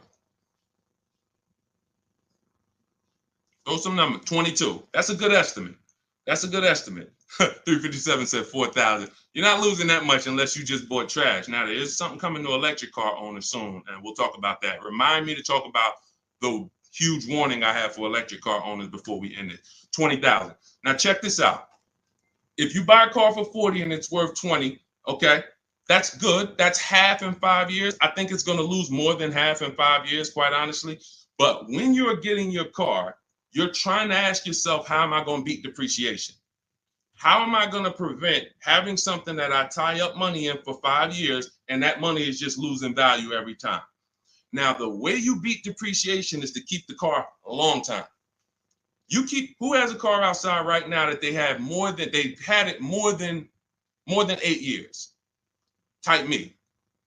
You know, if you have that car more than 10 years or 8 years, 10 years, you're not worried about what it's worth. It's going to be worth the same next year, about the same next year as it is today. That means you beat the depreciation. That means your depreciation is no longer like this. It looks like this. Today, your car is worth $8,000. Next year, your car will be worth $7,500. You're not losing that much value. Now, if that's not you, Deshone, I don't keep a car that long. 8 years, are you kidding me? No way I'm keeping a car that long. You should be shopping for a lease. Because when you get a below market lease, let me show you what a below market lease looks like and why there's no comparison to a below market lease versus a person who's buying. I'll take a random deal. Let's take Rosalie's deal. Rosalie she just got an Infiniti. I'm showing it on YouTube. Y'all can't see it, but I'll spell it out for you. She just got a $60,000 Infiniti truck. She's paying $592 a month, no money down. She gave him $592, drove off. Now, she got that price by getting multiple offers like I teach. You're not going to walk into a dealer and get that price. She contacted dealers online, had multiple dealers submit offers.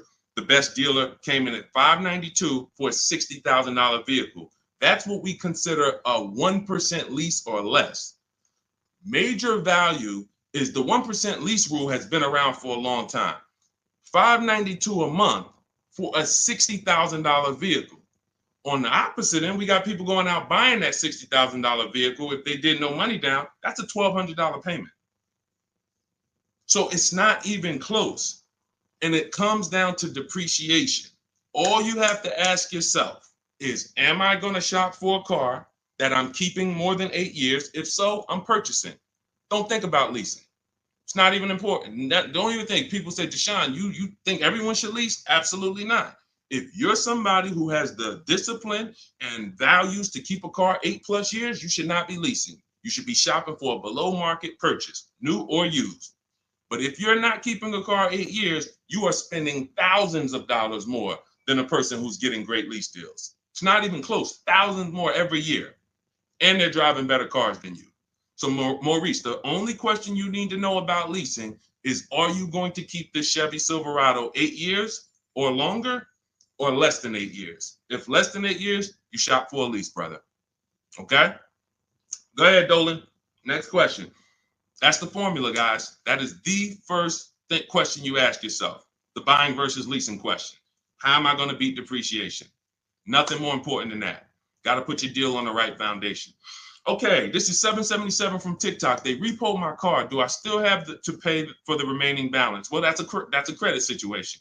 When they repo your car, it's going to end up on your credit, and until you settle that balance, it's going to be there as a repo, and it's going to hurt your credit more. So at some point, you're going to have to deal with that.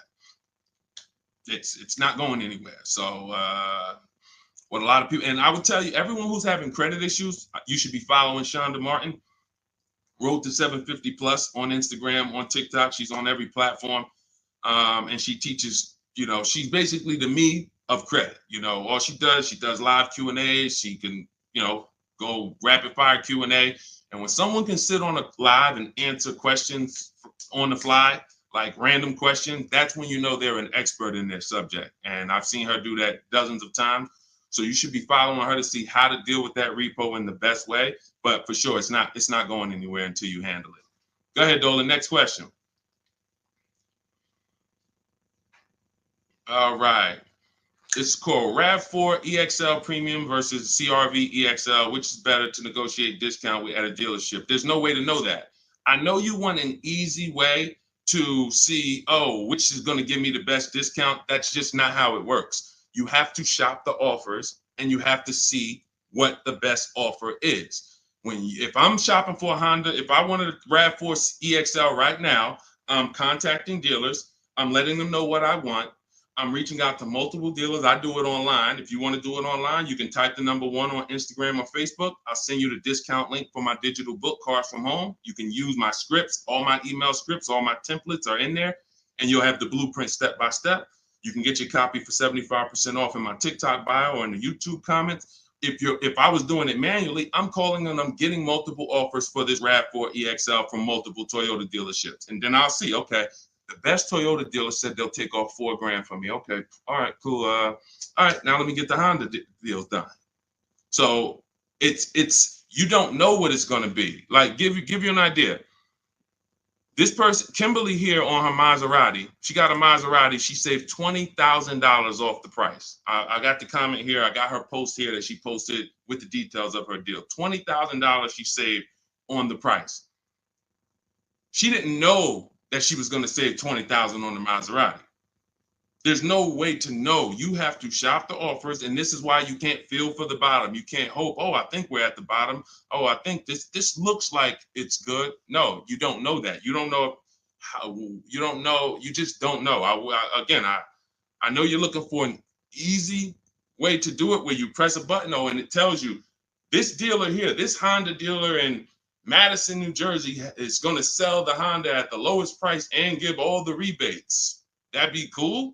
It's not going to happen because no one dealer is going to always be the best anyway, or they'll be out of business. If you beat your competition every single time on every car, you're not making any money. You'll be out of business. So at the particular time you want to shop, the mission is to find the dealer who is going to sell you the car at the lowest price, because every one of them is different. So that's what I would do. And if you use my way, you do it quick. When you're using online tools, you can do it quick. Look, Ansley got a car. He said right here, he got his what did Ansley get? He got an Infinity truck.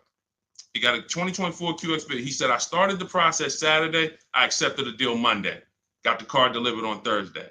One weekend. Started the process connecting with dealers on Saturday. Had offers coming in, accepted an offer on Monday. He got a 1% lease deal, $554 a month on a $58,000 vehicle. You can do this on new cars. You can do this on used cars. You have the internet as at your disposal. You just don't know how to use it. And you have people you have two departments in car dealers. You have what I call the sales floor. That's who I used to work with, the sales floor. Then you have the internet sales department. The internet sales department is to try not to give you a price and to make people who are trying to shop online get frustrated so they eventually come in. That's the goal of the internet department. And you have to know that the reason why it's hard for you to get quotes online is because you don't know what to give a dealer to get quotes. You don't know. You got to give them your zip code so they can work the tax. You don't know. They need to know what vehicles are in your household. You're getting defensive. Hey, why are they asking me for this? Well, it's because they need this stuff. That's why in my templates, I give you this stuff. They need to know what cars are in your household. They need to know when your deadline is. They need to know what your zip code is. They need to know what credit they should assume. These are the things this is why, Deshone, I tried shopping online, but it was so hard. I know, because you don't know how to do it. And if you admit you don't know how to do it, then we can help. But without unlearning, without saying, you know what, I need to unlearn this stuff that I was taught, you're just going to keep repeating that. So that's why I'm bringing you this and showing you people who are just like you. You have to shop the offers. And once you do that and you learn how to do it in 90 minutes, you'll be like, oh, I can shop any offer I want. Any car I want, I can find out what the best offers are in 90 minutes. But we got to get you there. Go ahead, Dolan. Shoot the next one up, bro. Unique Devo on Instagram. Car payoff 1 year. Should I trade it? 2015 still running. Well, it sounds to me like you want a new car. Look, the cost of replacement is expensive. If you're considering replacing your car, I always say it's always cheaper to keep it. It's always cheaper to keep it. If you can put, do you have a local mechanic? You should. Everyone who has a car, especially an older car, you should have a local mechanic. Why? Because a local mechanic is going to save you 50% off of what a dealership is going to go through. There's some people who religiously go to dealerships every time something on their car goes wrong or breaks. They go to the dealership. Even with engines. Yeah, Deshone, I put a new engine in and paid $10,000. Listen, local mechanics will actually save. They're worth their weight in gold.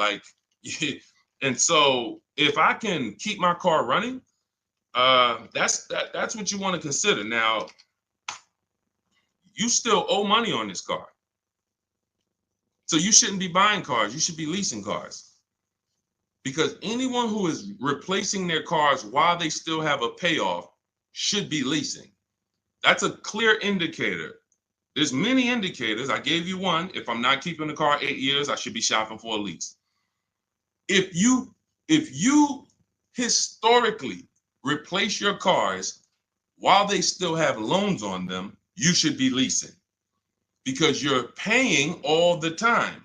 You're never getting to what I call the reward stage, which is a paid off car that is not depreciating anymore, that's in your driveway. You can keep it. You can give it to a family member. It's just a dependable vehicle. You pay a little bit every year to keep it running, but you have hundreds of dollars every year that are thousands staying in your household because you don't have a car payment.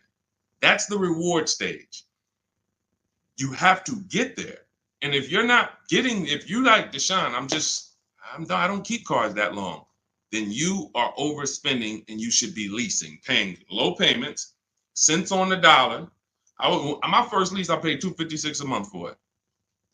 $256 a month. I had a Pontiac G6, brand new car. I had a friend who was paying $500 a month. Bought a Toyota. Bought it. And that's cool. If I wasn't in the car business and if I didn't have my sales manager at the time say to me, hey, why don't you lease something? I wouldn't have known. I probably would have went and bought something too.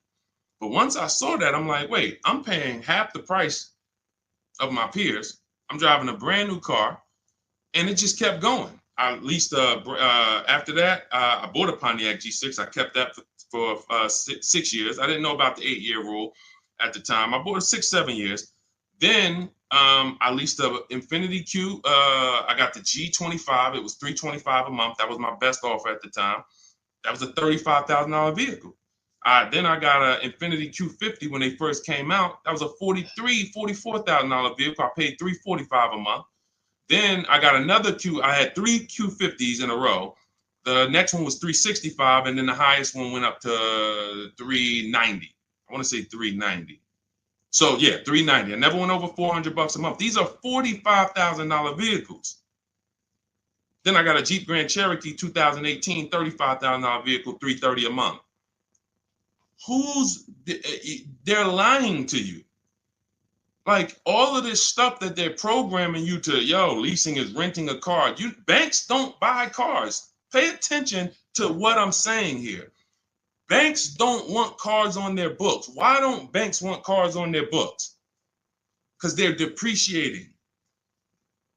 And look, let's address this. Rick just said on TikTok, but leasing a vehicle only gives you minimal mileage. You pick the mileage on a lease, Rick. You pick the mileage, brother. Hold on. Turn off this. You pick the mileage. Let's get into some real misconceptions about this whole leasing thing.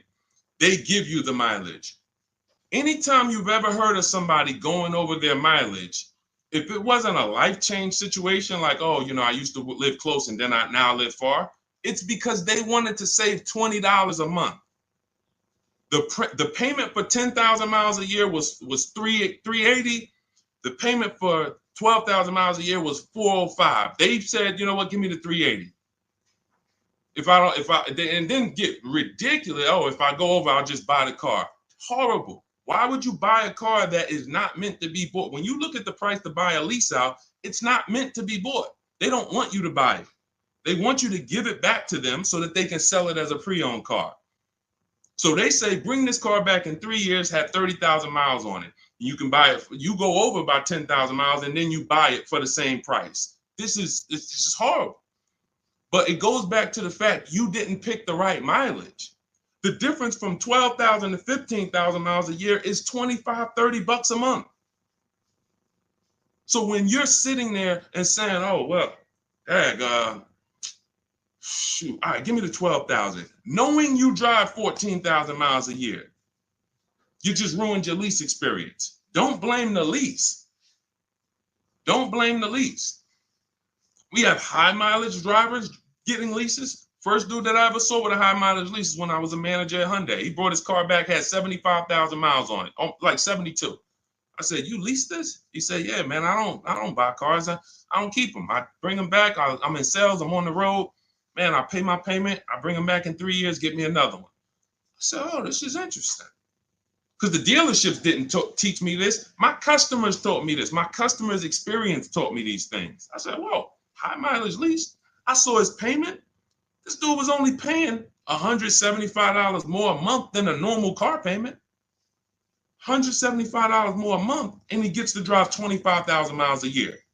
But had he bought his car, he'd come in with 10,000, 12,000 negative equity.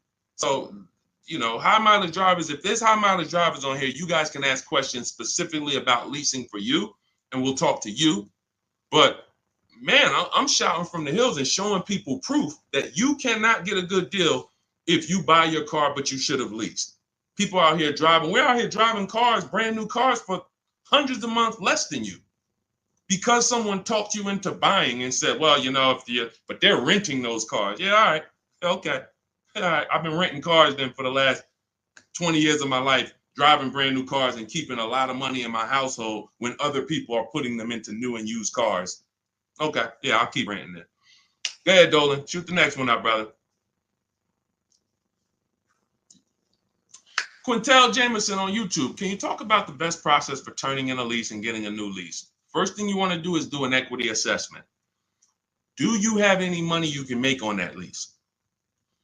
Step 2 in my book, after we decide whether we're going to buy a lease, you already decided you want a new lease, so you check off step 1. Second step is, do I have equity in my lease? All through the pandemic, we had people selling leases. I helped hundreds of people that I know about sell leases for $7,000 to $10,000 to $12,000. A lot of them you can see in my older videos. They say, yo, man, you helped me make 7 grand. Yo, I sold 2 leases. I made 15 grand.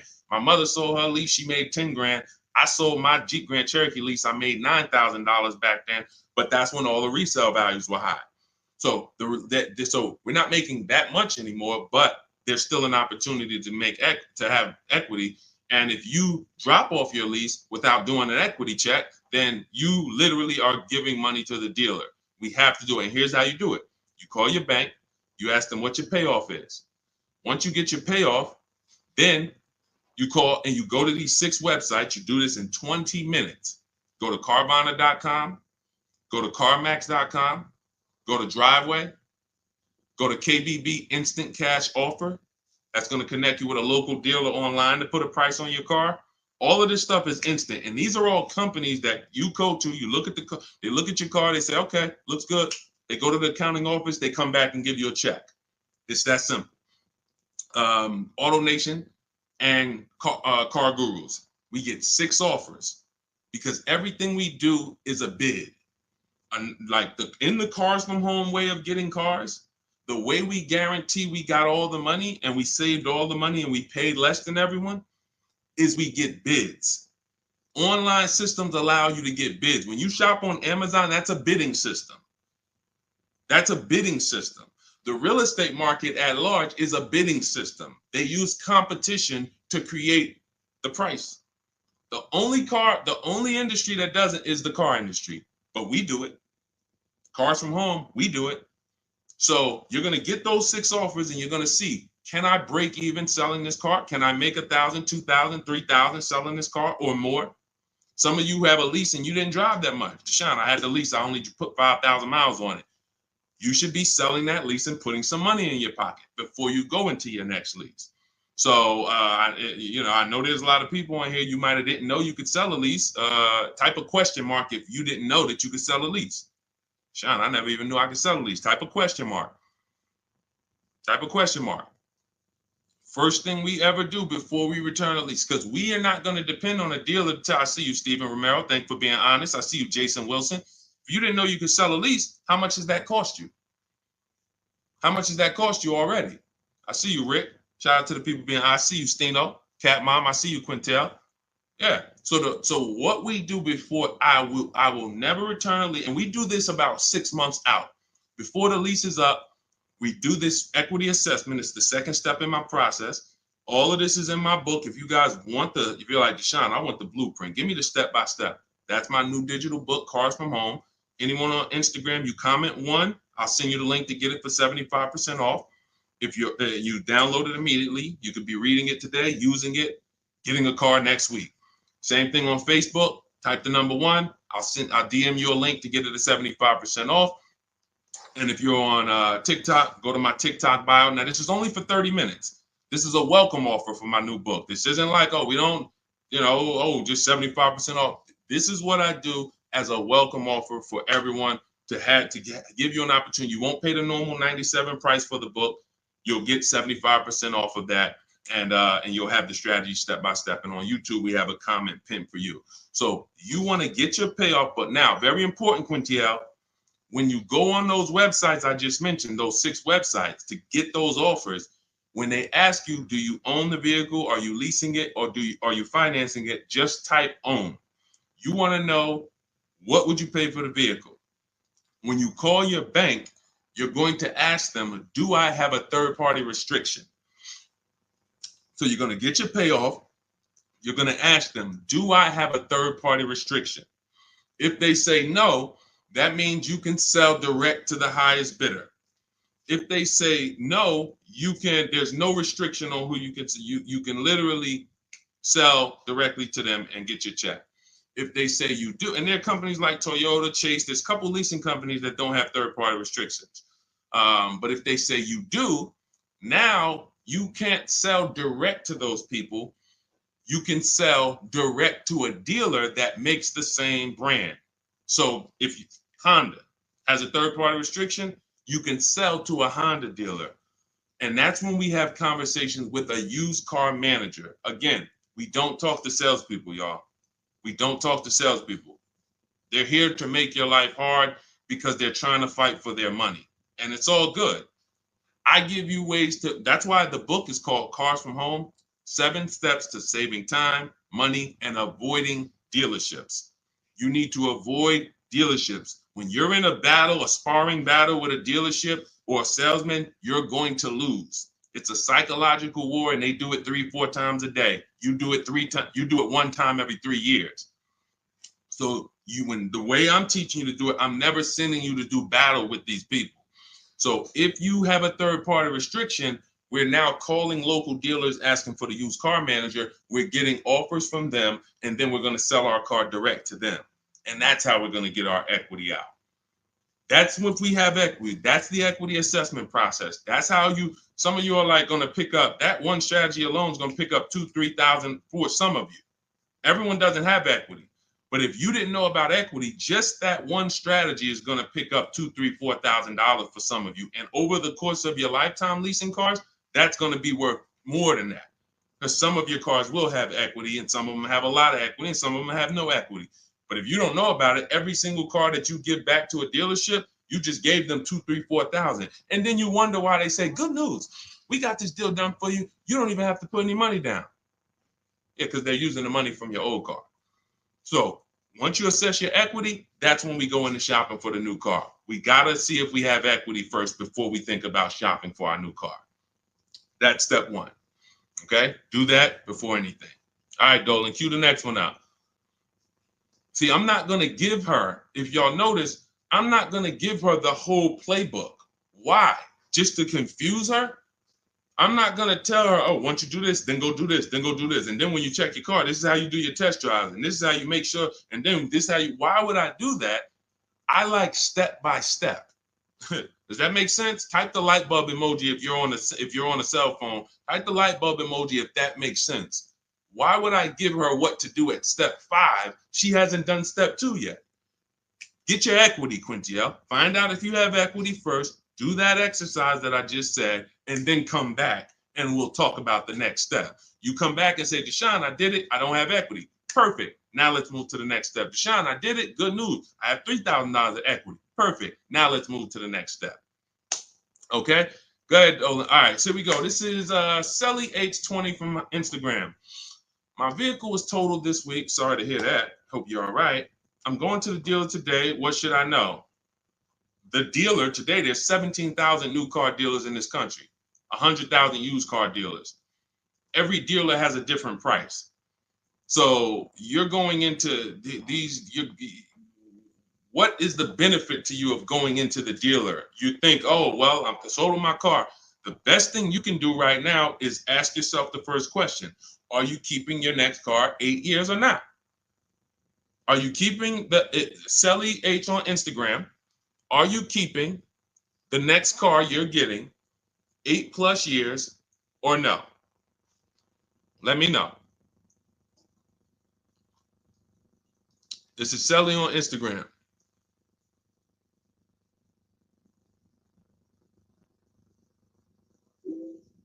This is the first question. I want to give her time to ask. See, car buying, to pay the prices that you want to pay. It's not one step. It's not just give me this one jumbo step. No, it's a series of steps. It's a series of steps. And I think we live in a world right now that has programmed people to think, oh, I'm going to microwave my way to this whole car deal. Put it in the microwave and somehow I'm going to come out and pay less than everyone else. That's not how it works. You try that, you're going to pay more than everyone else, like all of these people out here who 9 out of 10 people going into a car dealership. If I was able to say, hey, how you doing? I see you just got your car. How you doing? My name is Deshone. They call me Deshone the Auto Advisor. You mind if I take a look at your car deal? You mind if I just take a look at your paperwork? Sure. 9 out of 10 people, I would say, all right, let me ask you a question. If I bet you $1,000 right now that in 48 hours I could find a deal way better than this that you just paid for, this contract that has your name on it, this is your monthly payment, this is how much you just gave them. Would you bet me $1,000 I can't find a deal way better than this? Not even close, thousands less than this. Most people are not taking the bet. And that's because they don't have confidence in their car deal. There's nothing else in life that you do this with. There's nothing else. You will never start a business and be like, oh, I started this business. Me and my family put up 50 grand for it, and be like, all right, well, did you do your due diligence? Did you, you would be like, yeah, we got an attorney. We did some consult. We took our time. It was a big decision for us. But a car, same 50,000. I'm going to go into the deal. Oh, and I want to make that deal today. It's programming. That's why I represent the unlearn, relearn brand, because I found when I first started teaching this, if people weren't willing to unlearn, those are the people I couldn't help. But the people who, they text me, unlearning. If you're unlearning, type the letter U, unlearning. This stuff is programming. And so I want you to really get out of that programming and realize that your safety is right at home. If you realize that everything that is going to save you money on your next car is right here in your living room, it's right in your office while you're at work. If you're traveling and you got an internet connection and you're like, man, I can make a deal from the airport. That's what it's about. The place you do not want to be is in the dealership trying to make a deal. There's no leverage there. There's no ability for you to shop competition there. And that's where everyone is overpaying at. Okay, we just talked about, Brandy, how to assess equity. If you're on YouTube, you can jump on it, watch the replay, or on the replay on Facebook. The only place the replay doesn't get posted is TikTok, but on Facebook, Instagram, or YouTube, you can see the replay. We went over how to do the equity assessment, how to call your bank, how to go on the websites, what to put on the websites to see if you have equity in 20 minutes. It literally takes 20 minutes to get those 6 offers. Go ahead, Dolan, shoot the next one up.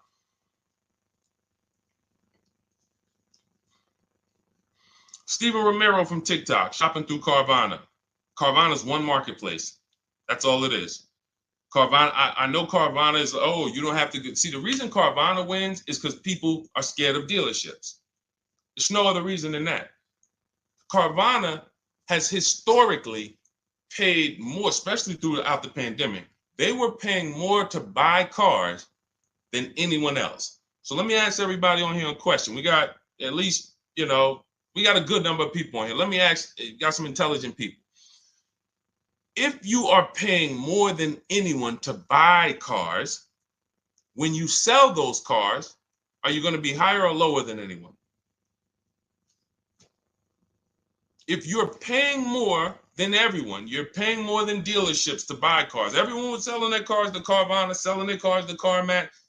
If you are paying more than everyone else to get your inventory, when you sell your inventory, is it going to be higher or lower than everyone else? Exactly. Higher. Exactly. But how do they do this then? They do this because people are scared of dealerships. So they would pay more just to be able to say, thank God I didn't have to go to a dealership. Man, I saw my car come down that vending machine, and then I saw that car pull up to my house on the Carvana flatbed, and you just overpaid $5,000 for that car. They charge you for their service. Hey, to avoid going to a dealership, listen, we're not giving you the best price, but we are giving you the best experience. In our case, there's tons of dealers who will deliver a car to you. There's tons of dealers who you can have the same experience with. Every time we get a car, we have the same Carvana experience. My experience, the people who, look, everybody who you're going to see me go after right now, and if you hop on YouTube, you'll see this. Look, Tosha's experience, just like Carvana, did it from home. Look, Vincent got his used car, 43% off, 3-year-old Lincoln, 43% off the original price. Got it on, got it from home. Look, Ansley, we already went over Ansley. Sean saved 20 grand on his F-150 from home. That's a Carvana experience. Look, Rosalie, we already talked about her. Carvana experience. Look, Jen got her Subaru, leased it from home. You can give yourself the Carvana experience without paying the Carvana price. And when you're shopping for a used car, Carvana is just one marketplace. You also need to open up CarMax, Driveway. In my book, I have what's called the multiple marketplace strategy. The way you shop for used cars, the way we shop for them, is different than the way we shop for new cars. New cars, we use a strategy called the 25 to 5. That's when we reach out to 25 dealers. So we're shopping for a Toyota. We're going to reach out to 25 Toyota dealers online. We do this in 20 minutes. We send them our templates. All of that is in my book. It's a digital book. You copy and paste my template. So you do need to be able to copy and paste. Let me preface that. Do not get my book if you're not familiar with copying and pasting and emailing. I got to preface that. I know people, Deshone, isn't everybody good with that now? No, everyone's not good with that. I've been doing this for 3 years now. I know everyone is not able to copy and paste and just send emails. You know, everyone, that's just, so I have to preface that. But that's how we reach out to new car dealers. We're going to reach out to them for leases and for new cars online using scripts, and we're going to get 5 offers with the scripts. With used cars, it's totally different. We're not reaching out to 25 dealers. Every dealer has their inventory on a marketplace. If they don't have their inventory on a marketplace, do not shop for it. Don't talk to them about it. If they don't have that inventory in a place where it's in a competitive environment, I don't want to talk about it. Who saw the video when I was in the car dealership and I said, this is a used car, it doesn't have a price on it. I was in the car dealership and I said, look, anytime you see a used car, if it doesn't have a price on it, you know, don't negotiate on it. If you saw that, type I saw it. Whenever someone is not putting a price on a vehicle for any reason, it's because they want to make the price up and negotiate down. So let's just say I'm a slimy dealer. Let's say I got a $40,000 car. It was $40,000. I was at a dealership yesterday. We made a commercial about a dealership, and I looked in the car. It was a used car. It was a 2018. It had, the only price it had on it was the original price of the car. So it had literally, it was around a $40-something thousand car. It didn't have a used car ticket, $22,000, nothing like that. So it had a $40,000, and it had all the stuff that was in the car, original. But it's a 2018. So what happens when a person says, hey, how much you want for that car? And there's no internet that they're comparing that to. They're going right on there and just saying, okay, that person has a great opportunity to make up a price and say, well, you know, we're asking $24,000 for it, but you know, our asking price is $24,000. Oh man, that sounds a little high though. You know, it's 2018. You know, you can't do no better than that. You know, I mean, what you have in mind? You know, I'm trying to be around 20. You know, I'm thinking closer to 20. Then I don't know if I could get to 20. I might be able to to see if maybe we could like split it, go up the middle, you know, between, you know, like around 22, something like that. Why don't we take the car for a ride? Let's see if you like the car. You're already in the mouth of the snake. You are literally a mouse in the viper's mouth. Once you've already agreed to talk about a car that doesn't have a price on it, you're done. Because let's just say if that same dealer had to list that car online, that car might have been listed for $18,000. But because you walked in and started talking about it and say, hey, well, you know, what do you think? This is how people leave happy. Man, you know, let me ask you, honey, you get home with your wife, like, you think you got a good deal on this? I think so. I think the guy worked with me because, you know, they said they was asking 24. And you know, I went in there and you know, we made a deal about 22, a little under 22. He took off 2,000 from me. No, he didn't. There was no real price. So this is why you want to be on marketplaces where all the prices are listed. Cars.com, cargurus.com, carfax.com, carmax.com, carvana.com. That's one of them. 8 market, eBay Motors, one more, Driveway. So there's 8 marketplaces, 8 major marketplaces. And you want to sit back and shop for your car like you be shopping for a TV on Amazon. And you'll realize once you start doing this, you'll see The same car that was at my neighborhood dealer that I liked, there's 50 of them within 100 miles of me.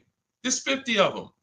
In fact, once I pull a Carfax, I'll see that one didn't even have a good Carfax, the one I was looking at. That one didn't even have the service records that I want to see.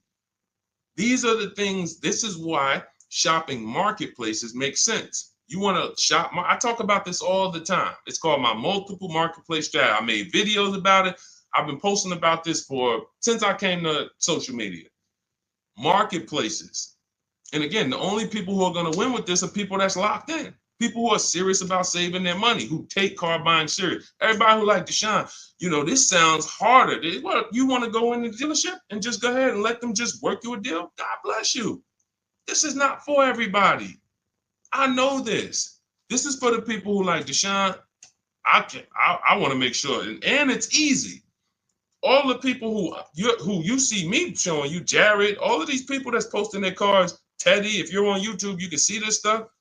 These people are never going back to the old way of shopping. We are never going back because this is so much easier. And once you get it and be like, man, shopping online is a million times easier. I don't have the anxiety and there's nobody pressuring me. Oh, all of these people are competing, sending me emails. Hey, can we do this? Hey, what if I get to this? What if I get to... They're never going back. And that's the world I want you to come to. I want you to unlearn that old world, come over to the new world. Go ahead, Dola, shoot the next one up. I think we hammered that point home because we get that question probably every day. Carvana, something about almost every stream, somebody said, hey, what about Carvana? It's one marketplace. And they're 99% of the time, Carvana is going to be the highest price for any car you're looking for. 99%, not 100, not 100. 99%. RL, looking to finance a Toyota 2025 Camry. Should I purchase the extended warranty? It's a great question. RL said he's looking to purchase a 2025 Camry. Should he purchase the extended warranty? So a warranty is a risk product. It's risk assessment. I might buy something and I don't use it.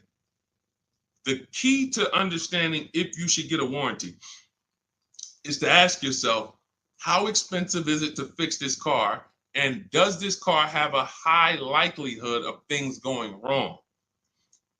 Give you an example, a Toyota, Honda, as long as you get a good one, and in his case, he's purchasing a new one, they have a history of inexpensive maintenance, and they have a history of things not going wrong.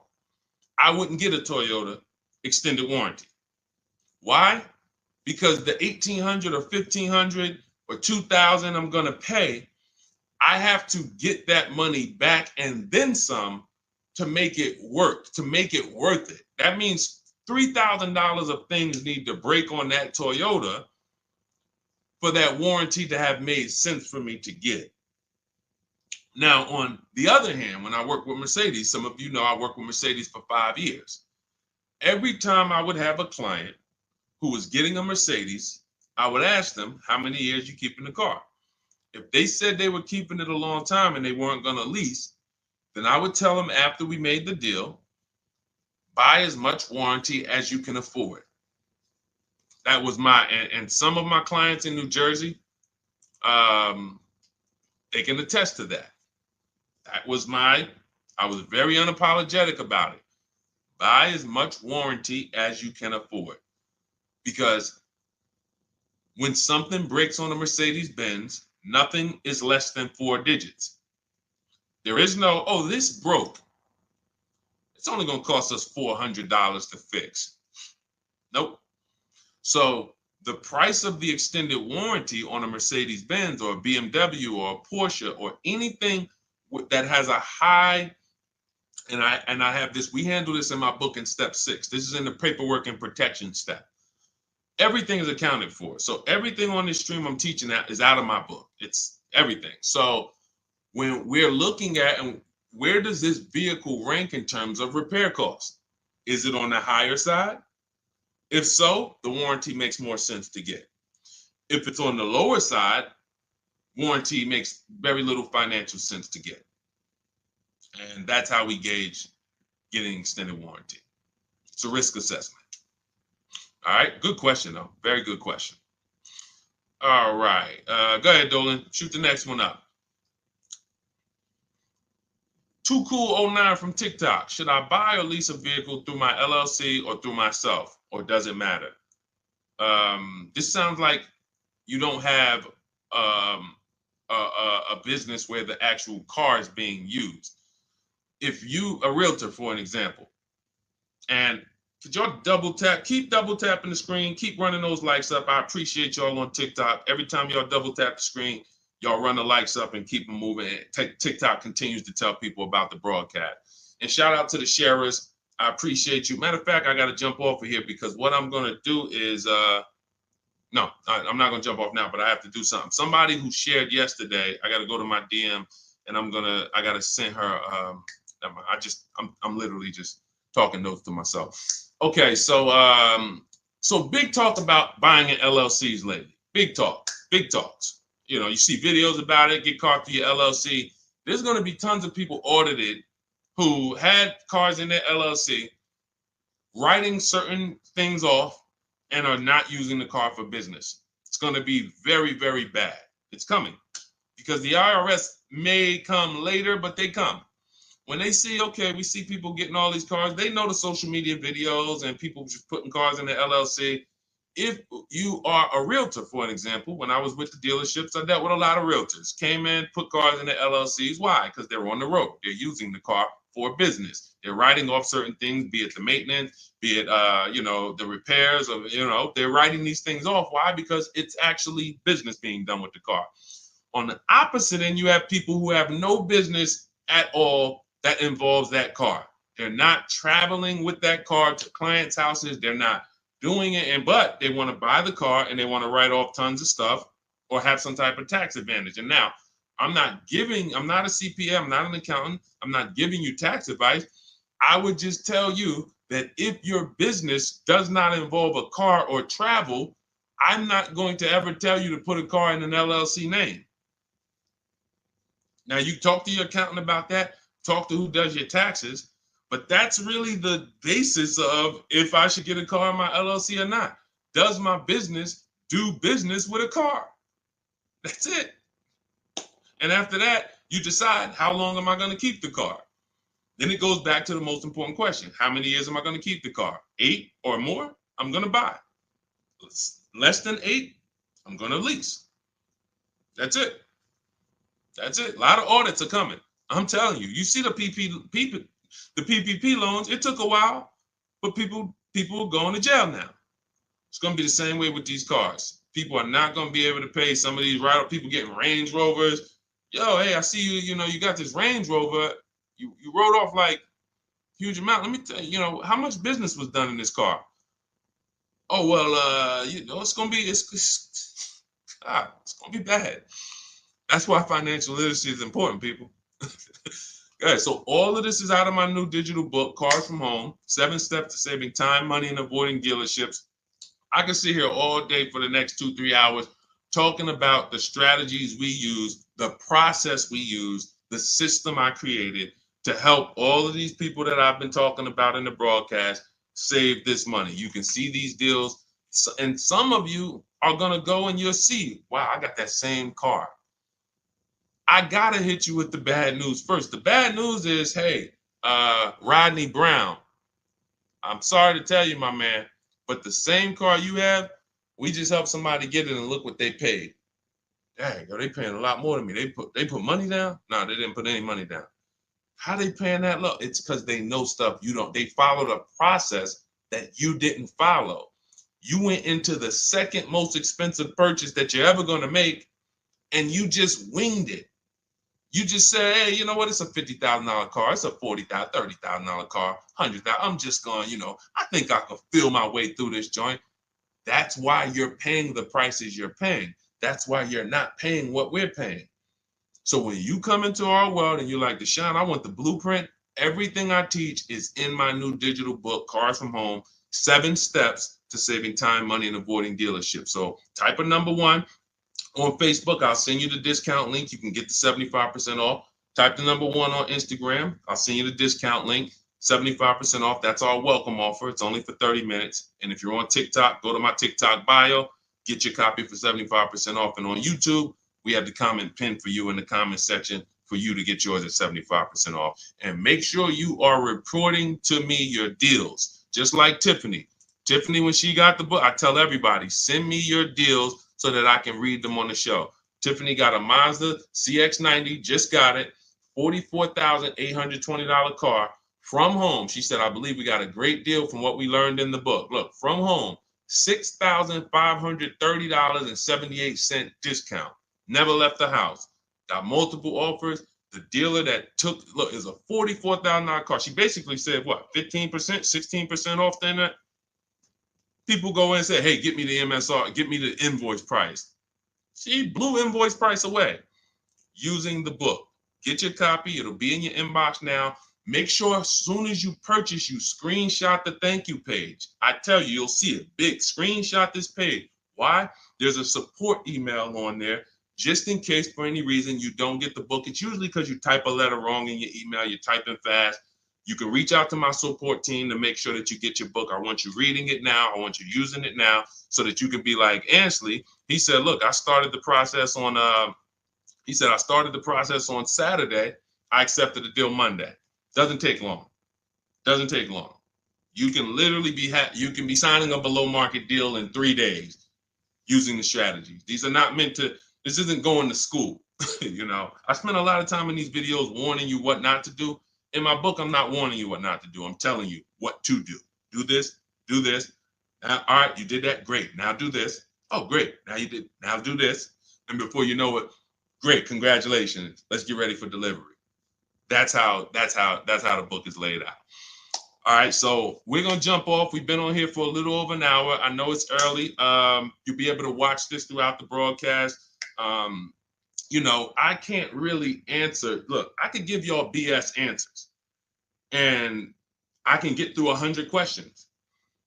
If I give you BS answers, I can zip through 100 questions in 1 hour. Do Lexus give good deals? Well, sometimes got to shop around. Next question. Is there any negotiation on leases as far as monthly payments without putting money down? Absolutely. We get our deals with no money down. That's how we submit our offers. You get at least 5 offers and you'll find out what the best deal is. Absolutely negotiate. Next question. I could do that. Is that what y'all want? Let me know. What I do is if someone asks me a question, I go deep on the answer because this is car buying. This is not. This isn't, hey, I'm gonna get a little, you know, I'm about to spend $100, you know. What's your opinion on this, Deshone? You know? So I think from what I know about people, I think you guys appreciate Deshone. Break it down for me. Break it down for me. And if you want more, if you want all the answers, get your copy of Cars from Home and you'll have all the answers. But I like to be thorough. And I can't because all I care about is the result. I don't care about I care about people writing me, Deshone, check this out. Look at my deal. Look at what I just pulled away. I want you writing me, emailing me, proud of your deal. I don't want you running into me one day if you're ever around New Jersey, New York. Hey, Deshone, hey, what's going on, man? Hey, man, I follow you. Oh, man, I used your stuff, bro, man. Oh, cool, man. How'd you do? Yeah, I think I did all right. No, you didn't. No, you didn't. Because everyone that learns from me, oh, man, I have people run up to me. I never shopped like this before. I had all of these dealers, and then the lowest dealer took off all this money. That's the one I went with. That's a person that I know. Congratulations. Great job. You listened. You trusted the process. I care about the result. And that's all I want. I want you to enjoy car shopping. I want you, it's 50, 100 grand, 5, 6 figures of your money. You deserve to enjoy it, and you deserve to pay less than everyone else is paying. That's what I'm here to do. So I'll see everybody who has the book. I'll see you inside. Use it. You'll see I link to a couple videos in there. You'll see it's some surprises in there. That's not a traditional book. There's links to videos. I got links to scripts in there.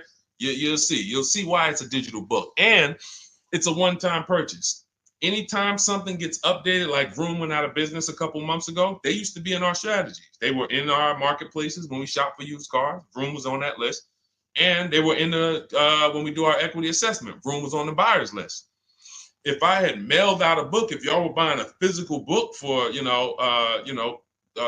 for these strategies, that means now I got to make another book, and then I got to say, all right, guys, well, this is edition 2. That was edition 1. Vroom's out of business. Next thing you know, you're getting edition 40, and you're like, dang, every time a new website comes out, because we do online, dang, I got to buy another book. Nope. With Cars from Home, what we did, soon as Vroom went out of business, I went in, I updated the master file, uploaded it, all the thousands of people that have the book, and about 9,000 people have the book right now. So this is, you can go on Goodreads, you could type in the Cars from Home book online, you'll see, oh shoot, this book is out there. It's already 5-star rated. So this is what it's about. Results. Grab your copy in my Instagram bio or my Facebook bio, or everybody that types the number 1 on Facebook, I'll DM you the link exactly to get this discounted price. Everyone on TikTok, you go to my TikTok bio, click that website, and get your 75% off. And then on YouTube, we have it pinned in the comments. So use this stuff, win with it, write me with your deals, y'all. Stop overpaying. You don't want to be like these people out here. You don't. They're getting hammered right now. They think there's no deal. Oh, when is the market going to get better? It's never going to get better for them. It's never. They're going to keep doing the same thing. And it's sad, but that's not what we're here to talk about. Let's get you to paying less than everyone else. All right. So I'm gonna jump off, y'all. Have a great day. We'll be back for another stream, sometime next week. I'll see you soon.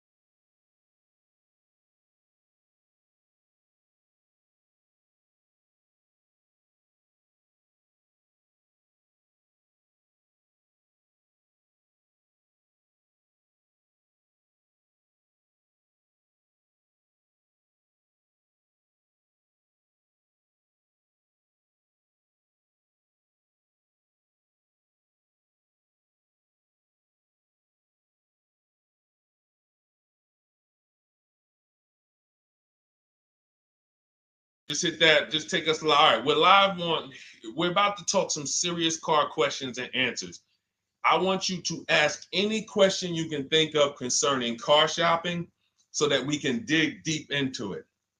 It looks like Facebook we continue to have trouble with, and I think it's because we already have a stream going there.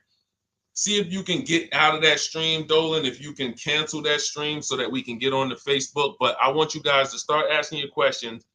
And Dolan, bring the first question in so we could get the show on the road. And then what we'll do is we can check the back end and try to delete the broadcast from Facebook so that we can get on Facebook. Okay, this is Sam from TikTok. So there's a car for $7,000. I want to sell my car worth $12,000. Can you explain that? Well, who are you selling your car to? If you say it's worth $12,000, then all right. We only get offers to find out what our car is worth. We don't use algorithm sites because that's worthless. An algorithm site is a site like Kelly's Blue Book. You punch in your year, make, model, and in 3 seconds it tells you your vehicle's worth $12,000. Right now, we have companies that bid against each other. And what you want to do is you want to go on your computer, go to CarMax.com, go to Driveway.com, go to Carvana.com, go to AutoNation.com, go to Kelly's Blue Book Instant Cash Offer.com, and go to Car Gurus. All of them will connect you to somebody or some major buyer who pays cash for cars immediately. Literally, quick inspection, drop your check, and you're on to you're literally, it's that simple. We are no longer at the mercy of private owners who are going to come by and look at our car and no one buy it and talk us down. There are extremely competitive buyers in the market that I've been telling people about since 2021 when we were cashing out. I was big on telling you guys during 2021 to 2023, during that whole pandemic run, cash out now, because the values of those vehicles will never see them again. So there are some people who cashed out, but that was also the beginning of showing people that you can sell to what is called institutional car buyers. And that is what stopped people from trading their cars. There are people who have learned from me, and maybe other people have mentioned this, that will never trade a car again because you're not getting the money that it's worth. So you go to those 6 companies, Sam, it should take you no more than 20 minutes. They're going to give you their best cash offers. And then you can sell to them and you can go buy something else. But what I want you to get in the habit of doing, everybody, is separating your transactions. What does that mean? Who you sell your car to is different than who you buy a car from. And you need to maximize each transaction.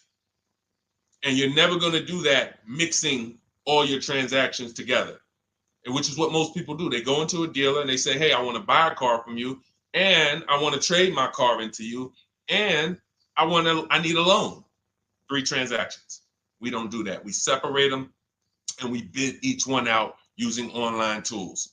And that's how we get the prices we get. And that's how we pay less than everyone else.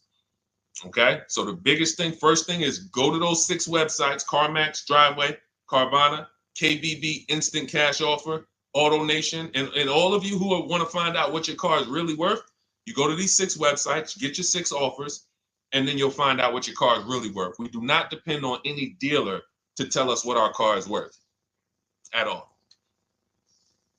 Okay? Shoot the next question up, Dolan. And you guys can continue to type your questions. We're bringing them in from all platforms. This is Terrell Taylor. By the way, everything that I'm talking to you guys about is out of my new digital book. It's called Cars from Home: 7 Steps to Saving Time, Money, and Avoiding Dealerships. Some of you may have it. If you have it, shout out to those who have it, and shout out to those who've used it to actually pay less than everyone else. And make sure I want you to be like Tiffany. Send me your deals. Send me your deals. When you get your cars, I want you to actually send me the results. Look, this is, oh no, that's not Tiffany. That's someone else who used the book. Look, used the book, got $175 a month less than her first quotes before she used the book. So send me, but you can get a copy of this book immediately for 75% off. It's normally $97. Go to my TikTok bio. You won't leave the broadcast, and you can have the entire blueprint. If you don't want to try to remember everything I'll be teaching you over the next hour, you can have the blueprint. You won't pay the $75. You'll get the 75% off. And we also have a comment pinned in the comment section for you guys on YouTube and on Facebook and on Instagram. You go to my bio. So anyway, go get it, because it's only for 30 minutes. After the timer goes off, it's $97. It's still worth every penny. You can Google it. 5-star book. You can see all the people who rated it, all the people who's using it. This isn't a test to do, but I want you to get it at 75% off. It's better to pay $24 than $97. Okay, Terrell Taylor. So you said, Terrell Taylor on YouTube said, I have $35,000 to $40,000 to buy a truck with. Should I buy a used or a late model new, 2022 to 24? So whenever we're considering a late model used car, this is a model like Terrell said, that is 1 to 2 years old. Let me tell you why I don't like shopping for those first. I like to shop for a new price first. Whenever you are buying 1 or 2 year old used vehicles, you have to realize something. How do dealers get used cars? Trade, or they get them off lease, they buy them. When you have not waited 3 years, you're not going to see a lot of used vehicles in that option, because most people don't buy a vehicle and then trade it in 2 years. So you're not going to see a lot of 1 and 2 year old used vehicles. I don't like that, because when there's not a lot of a vehicle, the people who have that vehicle get to set very high prices that we have nothing to compare it to. And that's a recipe for losing and overpaying. I've had people come to me who are looking like you, and what I say is, I say, okay, shop for a new one first. I'm gonna tell you why. When you shop for a new one first, you get to see what the market value is. So take Sean. I'm showing Sean. Some of you have seen Sean. He got an F-150 Lightning XLT, $73,000 vehicle. Using what we teach and getting bids from home, using the Cars from Home system, he saved $21,000 on a new one. That was his best offer. He got multiple offers because we always get at least 5. So his best offer, he saves $21,000. If he had gone to look for a 1 or 2 year old one of this, he would have never known that the new ones he can save $20,000 off of if he shops right. Now, some vehicles, it might be $7,000 off, $10,000 off, $5,000 off. The point is, until you know what the new market is for a vehicle, you can't shop a 1 or 2 year old one. Because what happens if you shop a 1 year old version of what Sean got, and he goes and he pays, he pays 65 for it because he thinks, or let's say 60. Let's say 60. A brand new one, 73. Someone else is charging 60. All right, it's 2 years old. Let me get that one. Not 15 grand off. Problem is, he just overpaid for a vehicle because he could have got a new one for less than he got that 1 or 2 year old one. That's why the recent shoppers, anytime you guys are shopping 1 or 2 year old, you have to shop new first to find out what the market is. Now, in my book, I have my strategies for shopping new online and shopping pre-owned. It's totally different. Pre-owned, you want to go to all the marketplaces. If a vehicle's not on a marketplace, y'all, don't shop. Don't look at it. What does that mean? You ever walk into a used car dealer and you see a used car, but there's no price on it? Type a $ if you've ever experienced this. If you've ever looked at a deal, you've been in a dealership, you see they have a used car, there's no price on it. Type a $ if you've experienced that. Okay, I see you, Terrell. Okay, perfect. I see you, Don Dickey. Okay, perfect. All right, we have enough people. All right, Makeover Forever Studios. I see you. Okay, Todd May, I see you. So this is a common thing. When you go and look at that vehicle, the most dangerous thing to do, I see you, Tony, is to negotiate on a car with no price because they can make the price up. When a car is on a marketplace like cars.com, carfax.com, carguru.com, carvana.com, carmax.com, these are all the marketplaces we shop for used cars at once. It's like a big round robin for us. This is how I want you to shop. Now you must be competitive or no one's coming. Now, there's some people who try to pull a tactic. They'll list a car for 20. They have no intentions on selling it for 20. But they want you to come in and then they'll charge you more, fees, makeup fees and all of that stuff. That's why we always call beforehand. But we know the power is online. The competition is online. So when you're looking, Terrell, you're either deciding, all right, I'm either going to look for a new vehicle, find out what the market price is for the vehicle I'm looking for and how much I can save. What's my best offer? You need to get at least 5 offers. I'm telling you, it's going to be big differences. You have to prove this to yourself. Call around. If you want to do it manually, you don't have my book, do it manually, call around, speak to sales managers. You are going to see it's going to be a $5,000 to $10,000 difference minimum between all of these dealers' offers, minimum. And so then you want to look at the pre-owned options. Then you look at the pre-owned options. And the pre-owned options will tell you what the market is. And so this is only for you who are looking at recent model cars. If you're not looking at 1 or 2 year pre-owned, this doesn't matter. But those people have a little bit more budget, and that's okay. That's okay. But when you have a little bit more budget where you can look at a 1 or 2 year old pre-owned car, that means you have a little bit more money to lose if you make a bad decision. So that's what you want to consider, Terrell. Shop for the new ones first, depending on what your budget is, and then look at the pre-owned market and say, all right, where's the pre-owned market? But that 1 or 2 year old, you're not going to have a lot. Until that 3-year cycle comes and dealers can start buying those vehicles back off lease, you're not going to see a lot of vehicles. That's why I don't play in that 1 or 2-year-old zone. It's just a dangerous zone to play in.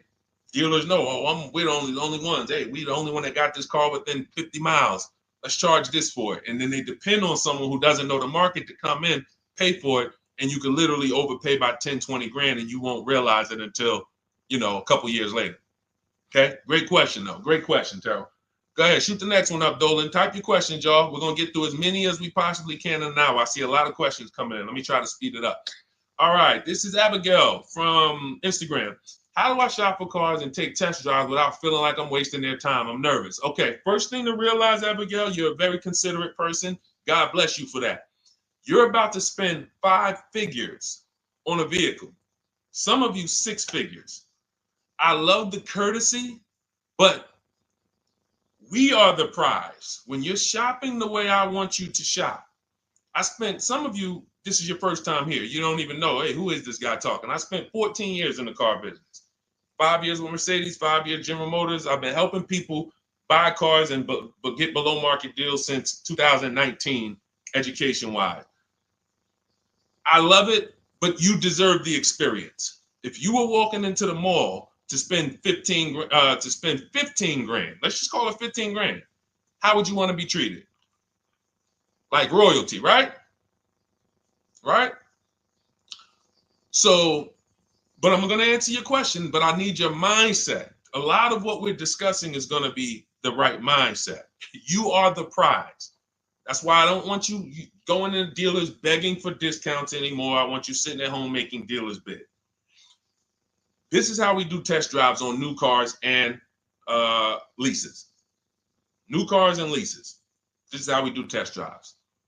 I have it in my book because it's that serious. You're either going to have a great test drive or you're going to have a horrible test drive experience. We call and we ask the dealer, who's the most experienced person there? Who does everybody like? Who's the person that, has been there for a long time, just has a great reputation? Oh, that's John. John is just, he's been here 20 years. Everybody loves him. Okay, can I speak to John? Hey, John. My name's Deshone. I'm interested in the Honda Pilot. I just like to test drive it. I'm in the process of deciding what I want. And, do you have this particular model? You have one there that I could test drive? John, because we asked for the best person, we're typically going to get somebody who is not going to lie, usually. Not a guarantee, but taking these steps, I know these guys. I've been in this dealership. I know most dealerships have one person there who has a good reputation and who cares about that reputation.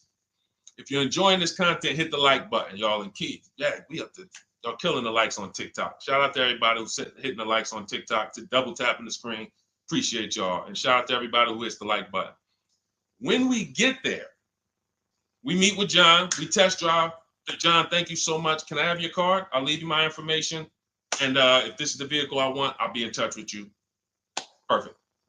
Oh, Deshone, we don't sit down? We don't think?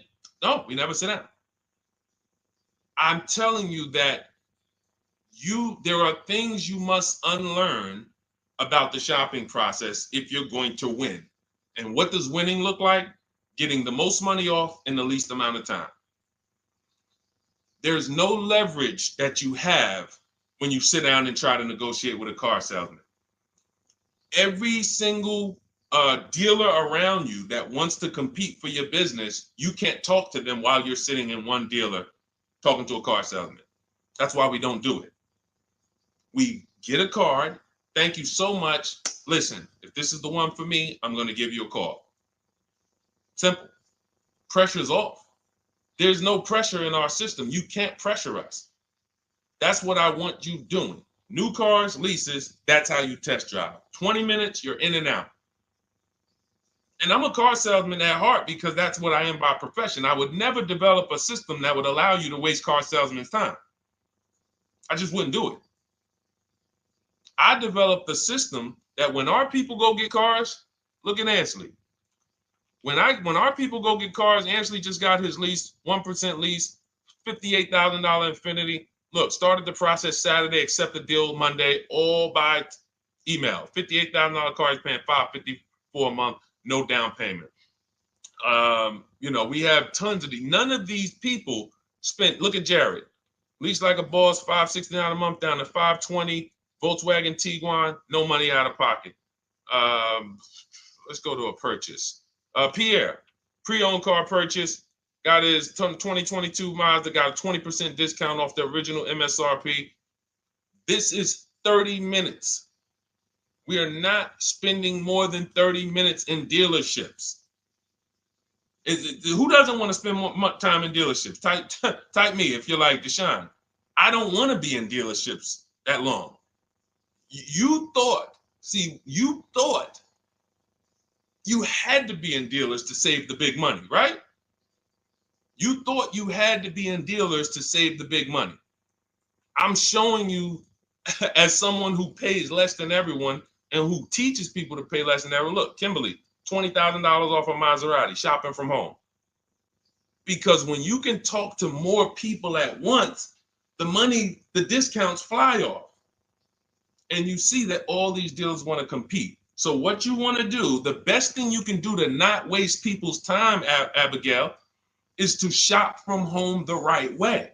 Because when you shop from home the right way, you realize it's only a few things you need to be in the dealership for. That's your test drive. I just told you how to set it up. With used cars, we do it at the end. But we're only there for a second. In fact, when you go to pick up your car, they're going to tell you, thank you. This was one of the most easiest deals I ever made in my life. Because you came in, you emailed us, you knew what you wanted, you gave us the information we needed, we made you an offer, you knew what you were decisive. We have all these scripts. By the way, in my book, I have all the email scripts. You don't have to even think about what you're going to say. It's literally copy and paste, copy and paste, copy and paste, copy and paste when we're shopping for new cars and leases. With used cars, before I go to the next question, I want to hit on the used car process. Used cars, we must test drive at the end. We can't test drive used cars over here and then go and buy another used car over here. So what we do when we narrow our choices down on all these marketplaces to our top 5 favorite vehicles, we need to verify that there's no bogus fees. When I was shopping for my Infinity truck, I narrowed it down to 4 vehicles. But I'm going to tell you something that's the most, who's bought a used car in their life? Type the letter U. I need you guys to program what I'm about to say into your brain cells for the rest of your life. Type the letter U if you bought a used car or if you plan on buying a used car one day. Type the letter U. All right, I see you, Michael. Don Dickey, okay. Terrell, I see you. Blizzy, Tony, okay. Lori, I see you. Victoria. Anybody who plans on this, let me tell you how. Okay, let me tell you how. All right. See, when I'm about to reveal big stuff, I got to kind of see how I want to say it. The marketplaces that we go to look at used cars on, they're never going to tell us what a great price is. And I'm going to tell you why. The only thing that matters, let's say we're looking at 4 white Honda Accords. 4, they're all white. These are the cars we want. We've narrowed it down. We're looking at 4. They all got similar miles, and they're asking price is $20,000. The marketplace is going to tell you what they think a good deal is based on algorithms. Based on all the vehicles listed on the market, this is a good deal. This is a bad deal. Here's what matters. How much was the original price of each vehicle? Why is this the only important thing? Because if we're looking at 4 white Honda Accords, but one of them was $35,000 when it was new, one of them was $39,000 when it was new, has a sport package, some special technology. One was $31,000 when it was new. One was $29,000 when it was new. What's the best value? What's the best value? You see how we clearly just went from, wow, all of these vehicles look the same, similar price, similar asking price. But once we found out, wait a minute, this one right here was $38,000 new. This one here has the cameras in it all around and the self-driving package, and it has the same asking price, or it's maybe $1,000 more. This is what I call the true value discount. The true value discount. And let me tell you why the marketplaces will never tell you this. Because if they advertise the true value discount, someone has to be at the bottom. In other words, when you're looking at Honda Accords, if you could go right to the true value, who's giving me the biggest discount off the original MSRP? That means the car at the bottom, they might be giving you no discount off the MSRP. We saw that during the pandemic. It was people selling, who remembers people selling Toyota Camrys, 3-year-old Toyota Camrys, for the same price as they were when they were new? There was some deal, everyone wasn't. I know a couple dealers, I know a couple general managers who run dealerships who are ethical. And they said, look, I don't care what the market does. I can't sell a used vehicle for the same price it was when it was new. I'm not doing that. Because when that customer comes back in 3 years to deal with me, I'm going to have to help them again. And if I bury them in their car, then I'm not going to be able to help them. But there were plenty of people who was. The true value discount is all that matters, which means we have to know what the car was new. We have to find the Maroni label. We have to go on the Carfax. We have to go to where the window sticker is and get the original price. And then we'll clearly see, oh, that's the best used car. And no one else shops like that. No one else shops like that. If y'all get that, type dollar signs. If you get that, what I just said, type dollar signs.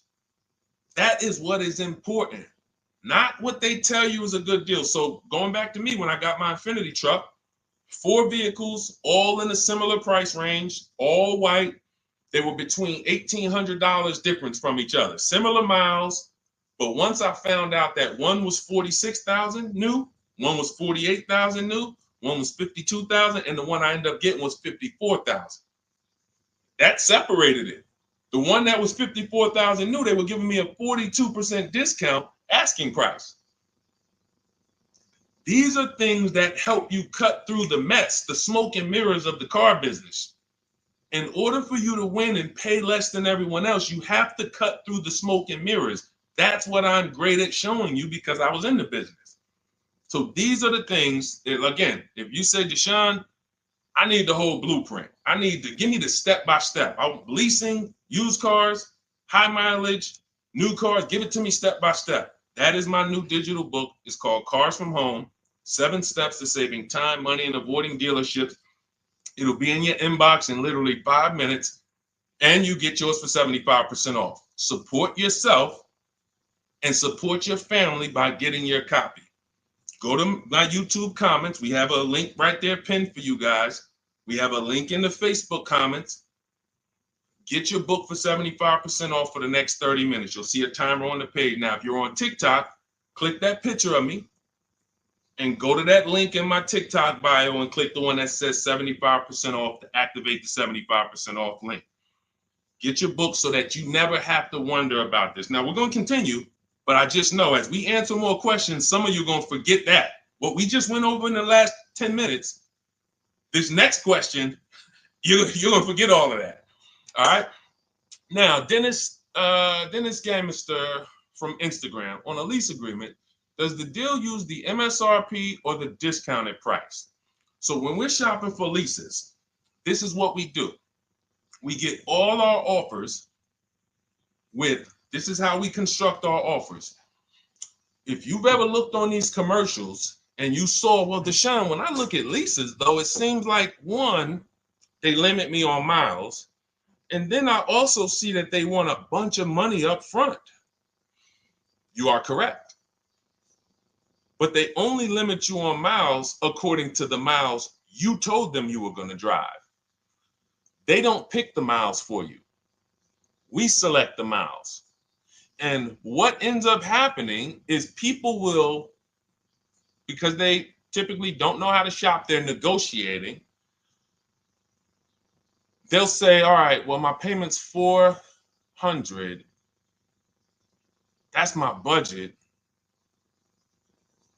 I drive more than 10,000 miles a year, but I guess I'll just take the 10. Instead of paying $20 more to get 12, they'll take the 10, and then they'll say something like, if I go over, I'll just buy it. Horrible idea. Absolutely catastrophic idea. Or if I go over, they blame the lease. They literally will get the penalty, get the bill for the 6,000 extra miles that they used, and they're charging them 25 cents a mile now, and say, man, this is why I don't want to lease, because they limit me on my miles. No, they didn't. To save $20 a month, you pick the lower miles. You can customize leases up to 15,000 miles if you want, 18,000 miles. Look at Jen. Jen just got her lease on her Honda. Hold on, where's Jen's lease? She got an 18,000 mile a year lease. Now, the way we shop is 12,000 miles per year, only first month's payment due at signing, and we shop it taxes and fees in the payment. Jen, her best offer on her Honda CR-V hybrid, which is one of the most popular hybrid crossovers in the market, she got $512 a month, 12,000 miles. That's a 1.3 lease. We'll talk about the 1% rule for great lease deals and the 1.5% for overpaying. She gets 1.3. She bumps it up to 18,000 miles per year. But look how much more, y'all. $50. So for $50 more a month, she, instead of driving 12,000 miles, she gets to drive 18,000 miles. And she gets to drive as much as she needs to for $50. Versus her saying, you know, I'm going to take the 12 knowing I don't drive 12, and then I'm going to get penalties and, again, blame the lease. The lease is custom.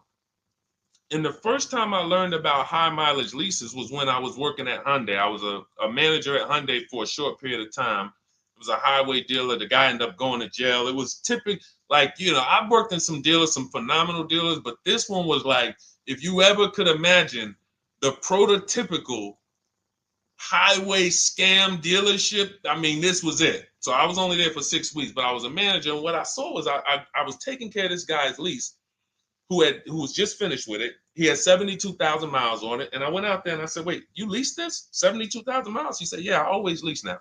He said, I used to come in every time I bought a car. My negative equity was ridiculous. $15,000, $10,000. I had to keep writing these big checks. And I just said, you know, let me switch to leasing.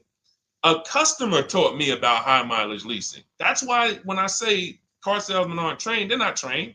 We learn things by intuitiveness and curiosity, and you know, we're not trained on finance and insurance and leases versus buying, none of that. You know, so anyway, I said, wow. And so I looked at his payment. This guy is only paying like $175 more a month, not even, to drive 25,000 miles a year. So if a normal Hyundai lease was $299, he's paying $450, $475, and he's driving 25,000 miles a year. Boom. Drops it off. Boom. No negative equity, none of the trash that most high mileage drivers are dealing with. So when we are shopping for a lease, we have to shop with our template. Whenever you're getting your lease quotes, it's 12,000 miles a year, first month's payment only due at signing, taxes and fees in the payment. Assume tier 1. That's what we blast out. In my book, I have something called the 25-to-5 strategy. We connect with 25 dealers online. You use my email scripts, copy and paste. We're going to get 5 offers. This will take you. You saw Ansley. He said, I started it Saturday. By Monday, I accepted the deal. This doesn't matter. This is a 24, 48-hour turnaround to start getting offers on these vehicles. Now, once we're looking at offers, we take the MSRP, we take the monthly payment, we divide it into the MSRP. So let's just say we're shopping for a vehicle, it's $40,000. One of our offers is $400 a month. $400 a month, no money due at signing, just $400, we drive off. We divide that into the MSRP, not the selling price, the MSRP. So now we divide that into 40,000. We can see and we multiply by 100, that's a 1% lease. The 1% lease rule has been around for the last 20, 30 years. If you could lease a vehicle and the offers is under 1% of the MSRP, it's a steal. Great value. Because these a $40,000 vehicle with no money down to buy would cost probably $800 a month on a 5-year loan. So it's incredible value. It's a steal. You don't have to worry, am I overpaying? Nowhere near. You're still in the vehicle. And we have some people who shop from home using the car. If you're Deshone, do those deals really exist? If you're on YouTube or Facebook, you can see right now, look, Greg got a 1% lease on his Kia EV6 Win, $527 a month, $56,000 vehicle. Look, Zafrina, $579 a month, $65,000 vehicle. Ansley, you saw Ansley's Infinity. Rosalie's Infinity truck. Right here, look, it's paying $592 a month, $59,000 vehicle. 1% lease deals are out here when you know how to shop. Now, that's a steal. That doesn't mean that's the best. That doesn't mean, oh, if I can't get a 1% deal. In order to get a 1% deal, you have to not just shop. You need major support from the manufacturer. The lease program has to be good. The rebates have to be good. The residual value have to be good. The money factor, which is the interest rate, have to be good. There's a lease program that no dealer can control. So when we get these offers, that's how we're judging them. Divide the monthly payment into the MSRP. In my book, I have a calculator that I created where we put all our offers into it, and then it spits out what we call counter offers. So we get 5 offers, 7 offers. We put them all into this calculator I created. Again, this is the best $24. If you get there for $24 before that 30-minute timer and you get your copy, it'll be the best $24 you ever spent. I hold myself accountable to that. You can Google the book and read the reviews. There's software that we created that that's how you're judging your leases. You're looking and you're comparing to the 1% rule. Now, when you get to 1.5%, we can't make those deals. We're paying too much for a vehicle that we're giving back. We have to see, there was no indicator before I created the 1.5% rule. As much as I love educating people on leases, the only people who should be leasing is if you're not keeping your cars 8 years. All of you long-term people who are like, you keep your cars more than 8 years, don't think about leasing at all. You should be shopping for below market purchases. But if you're not keeping your cars 8 years, you're losing thousands of dollars not leasing cars. Depreciation is where you lose. Resale value is where you lose. So the 1% rule is what our anchor is, but 1.2 is great value. 1.3, great value. 1.4, good value. 1.5, good value. Anything over 1.5, now we're paying too much for a vehicle that we're giving back. So that's how we're judging and comparing our lease offers. And with the calculators that are in my book, you can literally do this in seconds. This stuff, these mathematical things that used to be complex, even hard for me to explain, when you're using the stuff in my book and you're seeing, wait, man, there's calculators, I can do this, boom, boom. Why don't these calculators exist on Google? Because anything that makes dealers compete, they're not going to make for you. They'll make stuff for you that allows you to see more and do this and make it easier and faster and connect to get a loan quick. But competition, any tools that create competition, they're not going to make those for you, because that's where the real money comes off, when you make dealers compete. Okay, so you want your copy of Cars from Home, 7 Steps to Saving Time, Money, and Avoiding Dealerships. Click the picture of me on Instagram or TikTok. It's going to take you to my bio. You won't leave the broadcast. Click that link and then click the button that activates the 75% off, and you'll have 30 minutes. Once the timer goes to 0, the $97 price is what you have to pay if you want it. It's up to you, but $24 is much better than $97. $97 is still a great price. I have no doubt that you guys would write me, especially the more you use this. 1, 2 cars, 3 cars. You get 1 lease this year, a used car next year, a new car about 4 years. And Deshone, what about when websites change? What about, this is an online system. Websites go out of business. Vroom went out of business. They were in my book. We used to get bids from them to sell cars to them. When we were shopping for used cars, They were in my multiple marketplace strategy. They went out of business. I went right into the master file, updated the 9,000 people that had a book. It was probably like 2,000, 3,000 at that particular time. And the next time people opened the book file, there was no room. That's why the book is digital. That's one of the reasons. You'll see the other reasons is I have scripts that I link you to. I have PDFs I link you to, videos I link you to. I couldn't do this with a real physical book.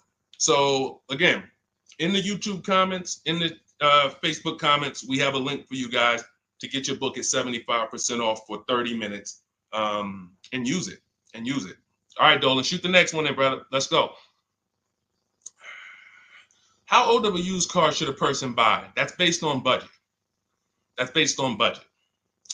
I like to start with when we open those marketplaces, Tony, you want to start with the most recent cars.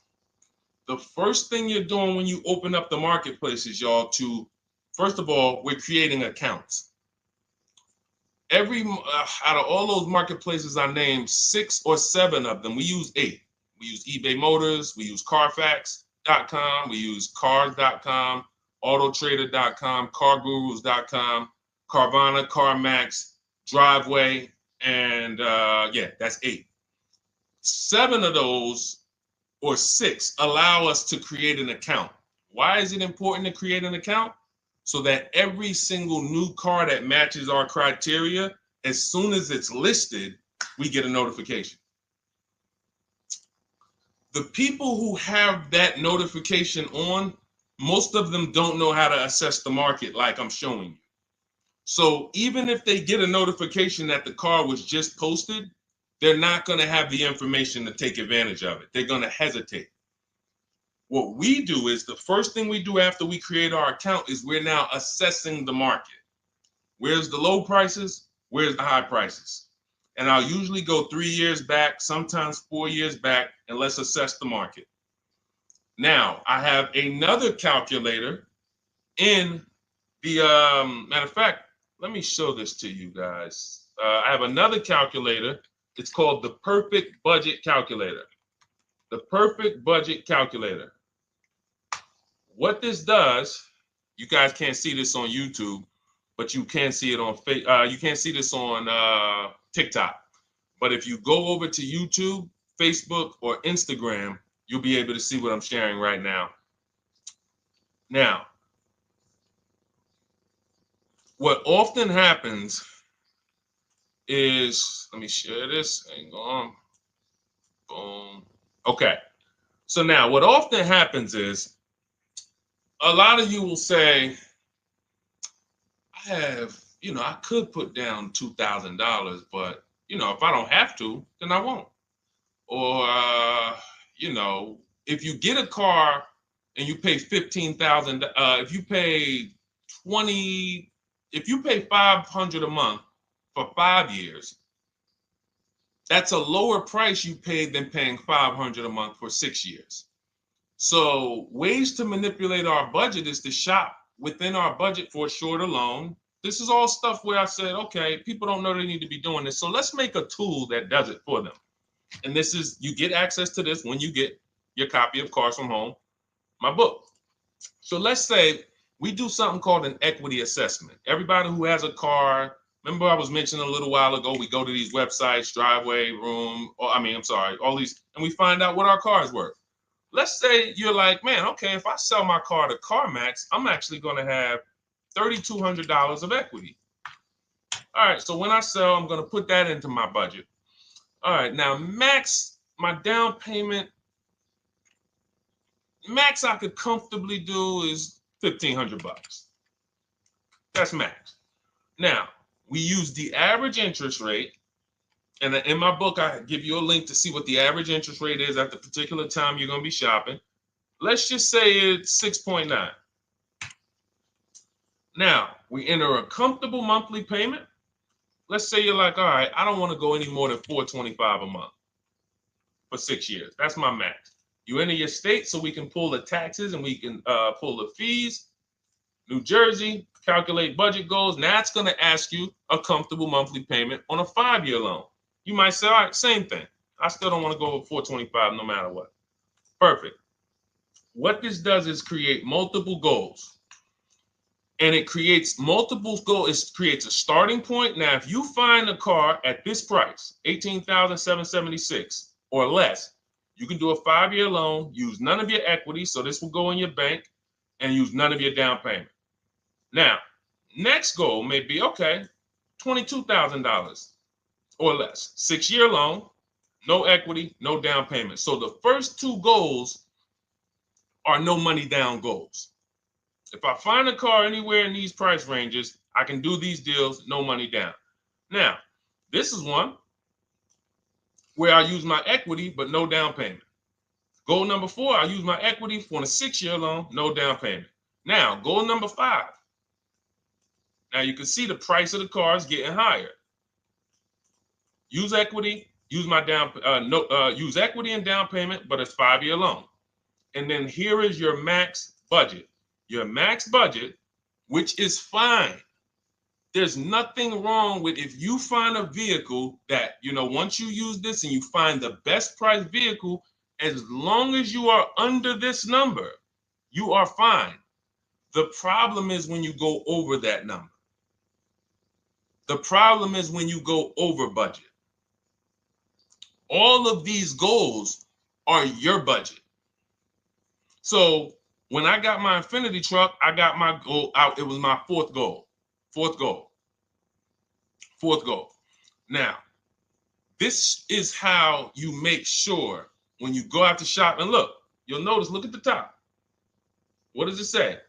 You select your state determines the sales tax, will factor it in, give you precise figures. Now, you'll notice, what about the fees, Deshone? Don't all these cars charge fees? We've already factored in the taxes, and we've added $1,000 for fees. What is $1,000? The documentation fee and the motor vehicle fees. It's all in there. So you can go out and know that's my max budget. I cannot buy a vehicle, make a deal on a vehicle where my purchase price is more than $26,729. That's the perfect budget calculator. So there are certain things that I had to create. No one does them. Everything that I was referring you guys to, all the websites, I was doing this, and there was some things where I couldn't refer you to anything because it doesn't exist. We had to build it. So this is how we make sure we are shopping, whether it be for new cars, used cars, below our budget. And that's not how you make, but here's the thing. I need you, before we go to the next question, I need you to understand something. That doesn't make sure you pay below market price. You have to combine this with getting bids, because you can be within your budget and pay over market value. There's 3 types of prices you can pay for a car, whether it's a new car, used car, or lease. Did you pay market value? That's what everyone's paying. Average. Did you pay over market value? Our only deals we make are below market value. And the way that happens is through bidding and creating a marketplace around you where all these people are competing for your business. That is how you combine that with the budget. This will keep you below your budget, but it does not guarantee. If I gave this to you, all of you will be like, this is great. I'm never going to go over my budget again. But it does not, until you combine that with getting bids for whatever you're looking for, you still run the risk of overpaying, even if you're under budget. Okay? Clear? Type $ if you're all clear before we move to the next question. And there's no way for us to do this manually. If there was a way that you could do this manually, trust me, I would have told y'all to saw me make a video about it all day on my social media. There was just no way. We had to build software. And in my book, you guys will have access to at least 5 calculators for counter offers for new cars, true value discounts when you put the new price you put the original new price of the used car deal,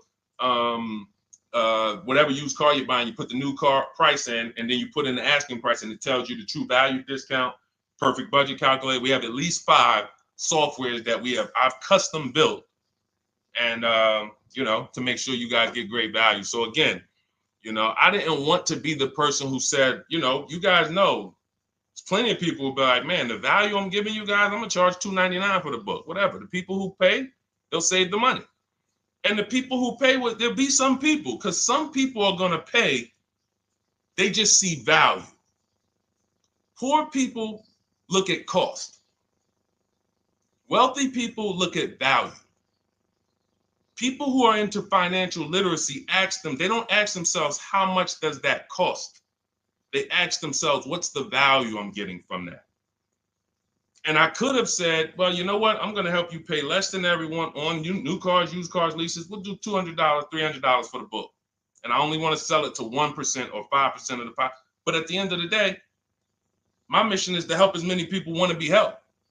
And so that's why I said, okay, $97.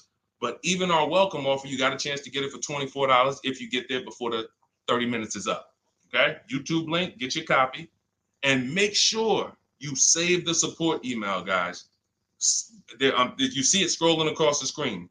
If, for instance, you don't get your book in 5-10 minutes, it's usually because you typed your email wrong. Reach out to my support team. They'll get you the book immediately. And soon as you pay, go to TikTok. Look, y'all see the links.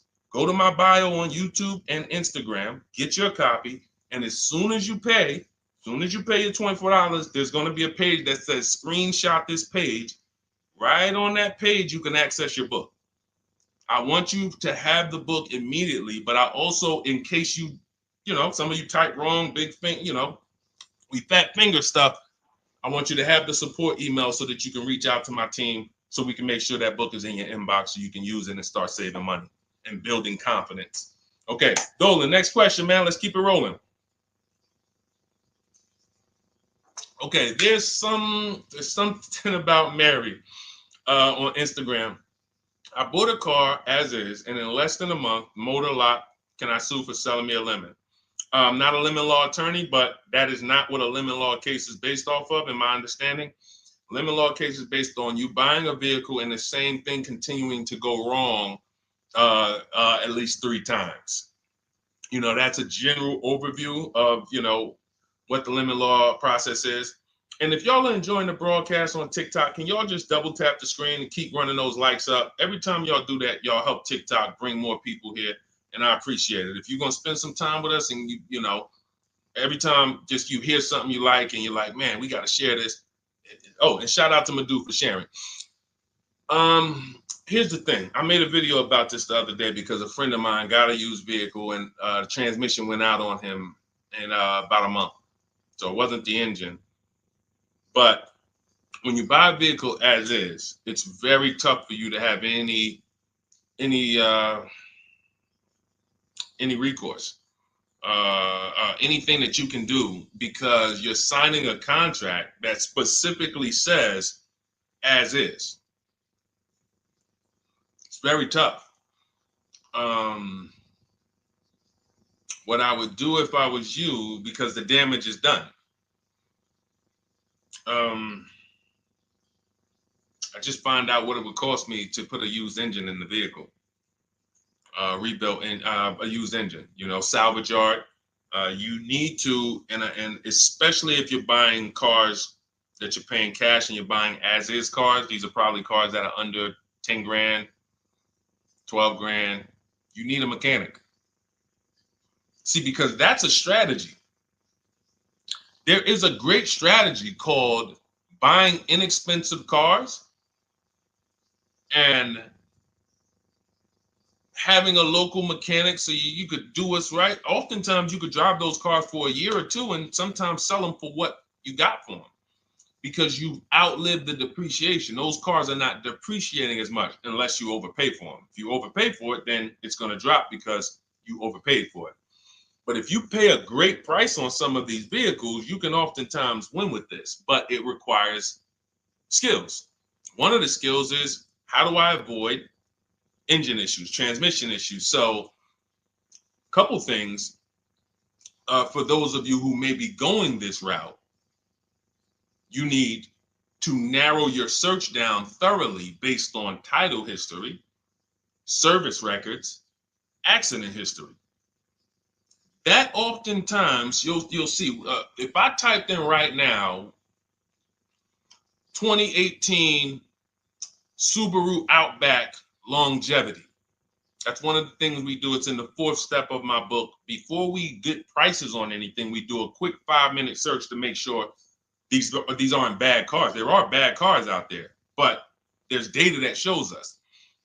If I type that in, it'll tell, okay, these vehicles are known for lasting 100,000 to 300,000 miles, depending on how they're maintained. That means you could have a quality vehicle, but if it wasn't maintained correctly by the first owner or owners, it's going to break down. The life cycle is cut short. These are preventable mistakes by simply checking Google. Now, we narrow these things down based on title history, service records, accident history. Once we do that, I don't mind buying a 10-year-old. I bought a car that was it's my around the city car. I drive it probably 200 miles a month. I bought it from a owner in South Orange. He was a 98-year-old man. He's had it for 10 years, and he knew everything about it. He leased it for 3 years, then he bought it. So he's really had the car for its entire life cycle. That's what you want, because you're able to look and see the service records. I don't mind. We have to take the risk off of ourselves, and the risk off of ourselves with used cars to prevent ourselves from buying these used cars that are breaking down on people, and they're always in the shop, and they're dying on the road, and you got to keep the tow truck on speed dial. It's simply a matter of checking to see the reliability records of the car, which is easily accessible on Google, the way I just said, and then making sure the one we get was actually maintained correctly. And that's going to give us the best chance of having a great experience. These are the steps we must take. But in your particular case, there's probably, I don't think you have a case. You can certainly reach out to a lemon law attorney. I don't think you have a case at all. I think because it's buyer beware with cars. It's buyer beware. That means it's on you. If something goes wrong, it's on you. And so what I would do is I would find a local mechanic that I trust, that everyone loves in the neighborhood, and I've been there for 10 years, 20 years. And I would say, listen, can you find out what it would cost me to put another engine in this vehicle? My father did this on his GMC Envoy about 6 years ago. It was a 2008 Envoy. The engine went out on him. He put a new engine in the vehicle. One of the best $2,000 he ever spent, $2,000 or $2,500, whatever it cost him. They put a new engine in that vehicle. He still has it. He's about to sell it for about $4,000. He's had that vehicle from 2013. Think about that. A lot of people, engine goes out, they sell the car. It's worthless now, so they take the loss.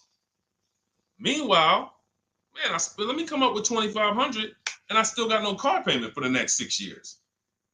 We don't need to be so quick to go replace our cars. If we follow these strategies, we can actually, I love to see more people doing that. Just go fix the car. But don't go to the dealership to fix it when they tell you, hey, the engine's going to cost $10,000. And what does the dealership say, y'all? When you have these major issues and the dealership tells you the transmission is $7,000 and a new engine is $10,000, what's their suggestion? What's their suggestion when they tell you that? Because they already know you're gonna be like, yo, what the heck? I can't pay all of that. What's their suggestion? Let's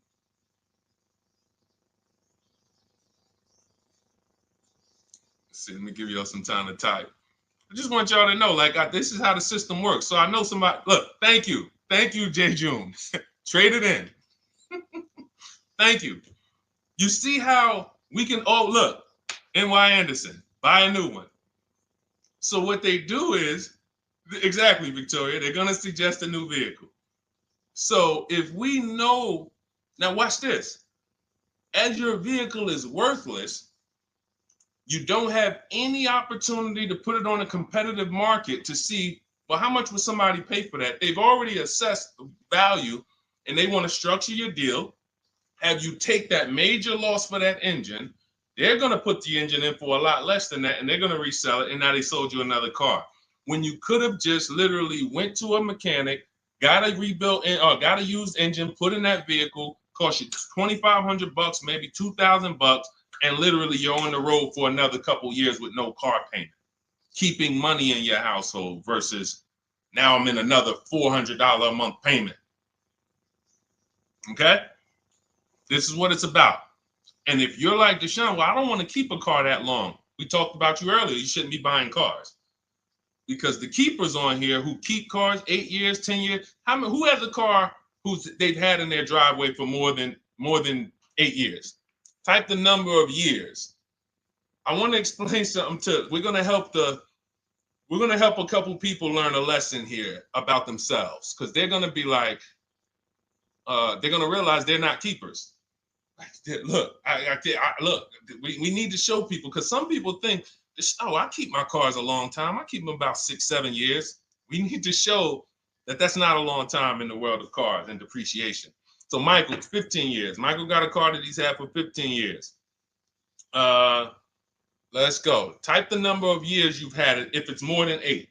Look, Vancia, 11 years. Let's see. See, a lot of people don't keep their cars. Look, N.Y. Anderson said, I drove my last car 14 years. All right, Connie, 15 years. She has a 2004 Chevrolet. Tony on Facebook, 2006. Now, watch this, y'all. If you ask me, Deshone, what's the way to get the most money out of a vehicle? It's to do what they're doing. Tanaya, 9 years. No, Renata, not less than 8. Not less than 8. We're trying to put you into a different cat. We're trying to help you see the category you should be in. Look, 9 years. Donna, 15 years. What's so important for y'all to see about these people is that they have beat depreciation. And that means whatever their vehicles are worth today, a year from now, they're going to be worth about the same. If their vehicles are worth $4,000 today, a year from now, they'll be able to still sell it for about $4,000. But the thing is, they're trying to get the most money out of it because the cost of replacement is expensive compared to what they're doing. No matter how much they got to pay to keep those vehicles on the road every year, a little couple $100, maintenance, whatever, it's nothing compared to going and getting a new car and bringing hundreds of dollars a month or thousands of dollars in the form of cash out of our household. And everyone's not going to do that. And that's okay. You should not be buying cars. You should be shopping for below market leases. Because again, there's 2 ways to save money. Do what the keepers do. You just saw all the keepers. We shouted out all of them. And the other way is to go in and not tie money up in the vehicles in the first place. When you look at somebody like Danielle, she's driving a $44,000 Audi, 2024 Audi A3. That vehicle is $800 a month to buy, no money down. $800 a month for 5 years, maybe $700 a month for 6 years. She's paying $550 a month. She didn't tie up the money in the first place. That's the name of the game with leasing. Bonita on her Telluride. This is also to show you it doesn't matter what the market does. The market could be up or down. We're going to pay less than everyone. This is Bonita. She got a Kia Telluride during the pandemic when everybody was paying ridiculous prices. That's why I show her. 2022. Look at the date. She said, I'm driving my dream vehicle, $600 a month. People were leasing. And I know if somebody watching this and they're like, if you leased a Kia Telluride during the pandemic, you are not paying what she's paying with no money down. I know it.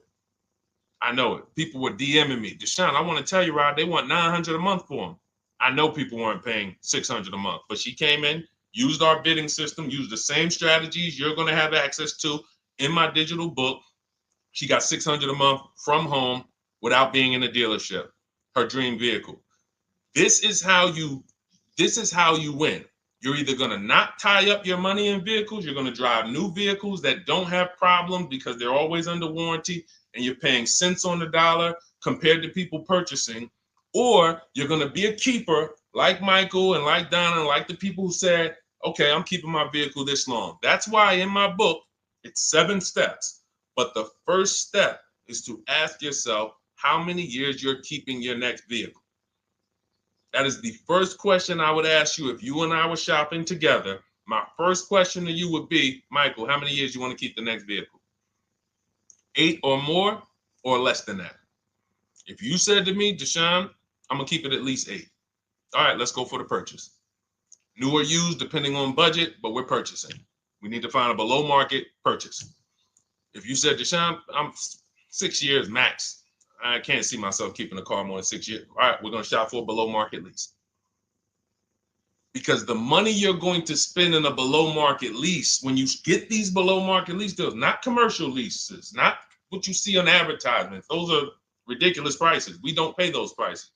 None of these people that you see, Greg, Charles on his Palisade, none of these are advertisements. At thousands less. But when you're putting money in the cars and you're driving brand new cars, this is how it was for me when I was 22. This started for me at 22. I was working for Pontiac, and I leased a brand new Pontiac G6. It was $256 a month. $256 a month. It was like a $21,000 vehicle. Same time, I had a friend of mine. She got a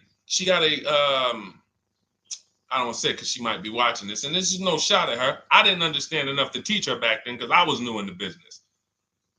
She went and she bought, let's call it a Honda Civic. Now my car was bigger because the G6 was a mid-sized vehicle. The Honda Civic is a compact vehicle, but she bought it. $20,000 vehicle, 22, whatever it was at the time, paying almost $500 a month. Like that's a $500 payment. That's what it is.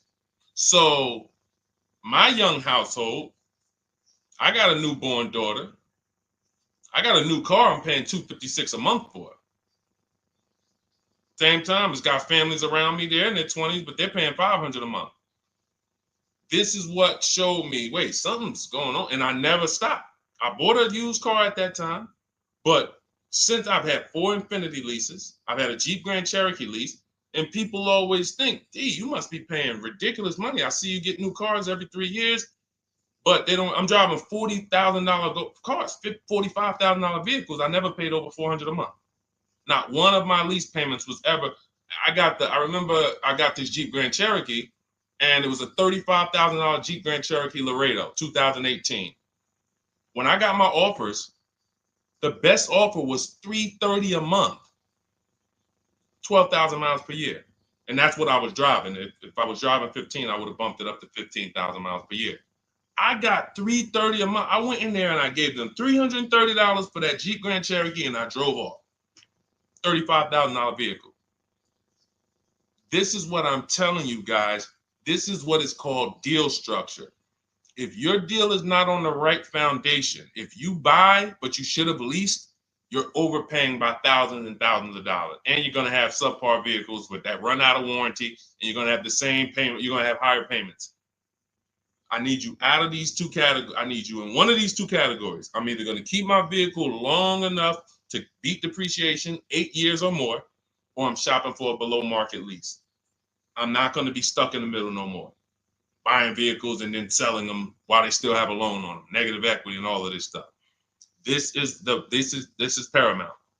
Okay, the buying versus leasing thing. I need most of you to put this to bed today. And I think I'm one of the only people that goes into buying versus leasing by the numbers.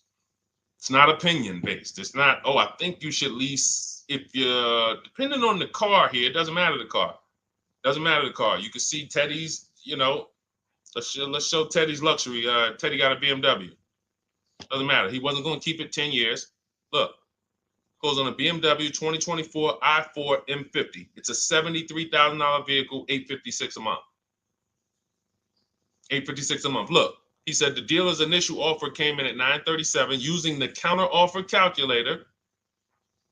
Using the counter offer calculator, he counted at $829, $856. If you just jumped on the broadcast, I showed you some of the calculators that I created that are in this book. In my book, there's a reason it's 5-star rated.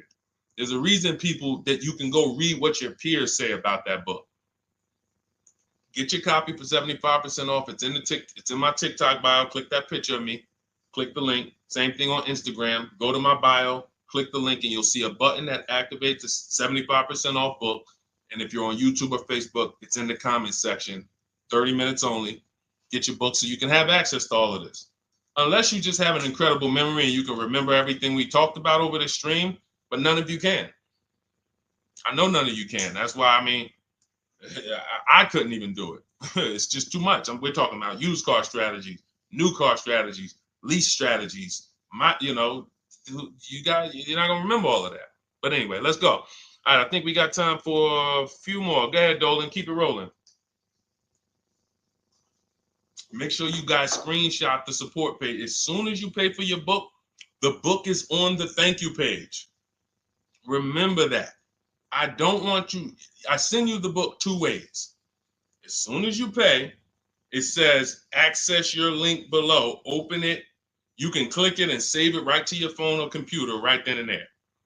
If you do not save it right then and there, make sure you screenshot the support page or use the support email that's scrolling through the screen. This is not for questions. Do not send me general car questions here. I don't answer questions by email.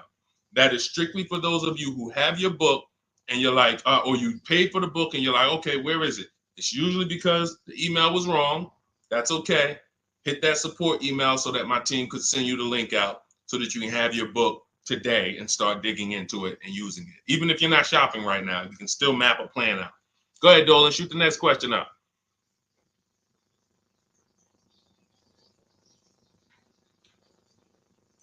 All right, this is Victoria from TikTok. Any tips for how I can get the highest trade-in value for my existing vehicle? Of course, bids.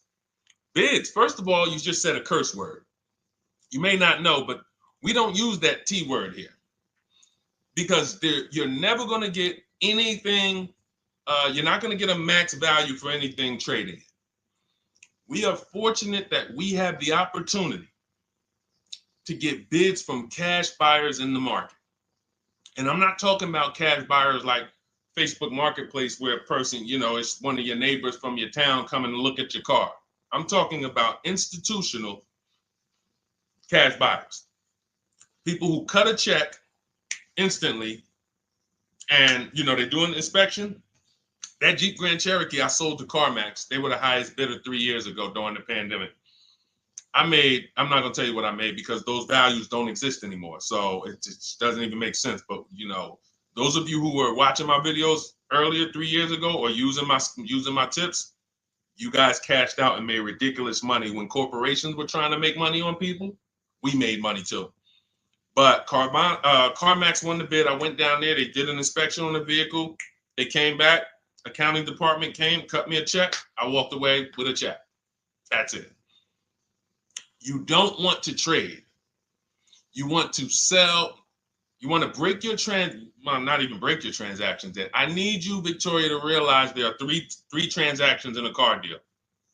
Who you're going to sell your car to, that's one. Who you're going to buy your car from, that's another. Who you're going to get your loan from, that's the third one. Now, you're not always cash buyers. Deshone, I pay cash, then you don't need that. Deshone, I don't have a vehicle to replace, then you don't need that. But how do we make sure we get the highest value or the biggest discount? Bids. Each one, we make the market bid. So what you should do right now, Victoria, this is step 2 in my book. After we decide whether we're going to buy or lease our next vehicle, that's step 1. Then we move to what is called the equity assessment. We need to find out, do we have equity or negative equity? Equity assessment. We call our bank. If we have a loan, we find out what our payoff is. Then we're going to go to carmax.com. I'm going to give you the 6 companies. This is the equity assessment process. We do this for leases too. I don't know if we have time to go into that, but I'm sure there's people on here who didn't know you could sell a lease. Type a question mark if you didn't know. Deshone, what do you mean selling leases? I never heard of that before. Type a question mark if you didn't know you could sell leases. We have an equity assessment process for that too. But what you would do is you go to CarMax, Driveway, Carvana, Kelly's Blue Book Instant Cash Offer. This takes 20 minutes. Auto Nation, Sell My Car, and Car Gurus, Sell My Car. Car Gurus, Auto Nation, Kelly's Blue Book, Instant Cash Offer, Driveway, Carvana, CarMax. 6 offers in 20 minutes. That's bids. See, everything we do is a bid. That's how we have peace of mind. We don't negotiate. We make people negotiate with each other. There's 2 schools of thought. I want to remodel my kitchen. I want to remodel my whole kitchen. I go in and I have 5 people come out to give me a quote. One of them comes in and I start negotiating with them. Hey, you got to take less. Hey, you got to take less. You got to take less. I don't know if it's a good price or not. But when I come in, the first person comes in, I say, hey, okay, great. Is this your best offer? I'm having a couple other people come by. Oh, okay. Okay, thanks a lot. Next offer? Oh, next offer? Oh, well, listen, look, I could beat that. Oh, I'll give you another 5,000 off. They're competing against each other. When someone knows you are shopping their competition, you're making them compete with each other. They're negotiating with each other, not with you. That's a bar. Type of exclamation point if you got that. When people know you're making them compete with their competition, they're negotiating with their competition, not with you. That's the power of bidding. That's why we got grandmothers and single mothers that can come in and do this. That's why we got people who can come in and do this. You know, how are people getting these prices? Not negotiating, because they're making people negotiate with each other to earn their business. They're making banks negotiate with each other to earn their business. It's a beautiful thing. Banks and dealerships depend on you not making them compete. They want to negotiate with you and try to make you imagine and make you think, well, that's the bottom. That's the bottom. And you think that's the bottom, but that's only their bottom. Their competition's bottom is different. Their competition's best interest rate is different. Their competition's best discount is different. And why is what we do so easy? Because we're right here in our houses. That's why our entire system, our company, my book, our mindset is called Cars from Home. Cars from Home. It encompasses everything we do. Cars from Home. So that's what you do, Victoria. First thing you do is you go to those 6 websites, get your 6 cash offers, and that's going to be higher than any dealer you would ever consider trading the car to. Guaranteed. And this also allows us to eliminate the fake emails we get. All of this stuff is computer generated. I know you guys get these emails. Hey, Deuce, great news. We need your 2016 Kia Optima. We have a customer looking for it. We'll pay you $2,000 over MSRP. Who's gotten those emails? We'll pay you $2,000 over Kelly's Blue Book. Who's gotten those emails? Deuce, the list is CarMax, Carvana, KBB Instant Cash Offer, Driveway, Auto Nation, and Car Gurus. Car Gurus. That's step 2 in my book, the equity assessment process. This is stuff we do before we start shopping. Decide whether we buy or lease is step 1.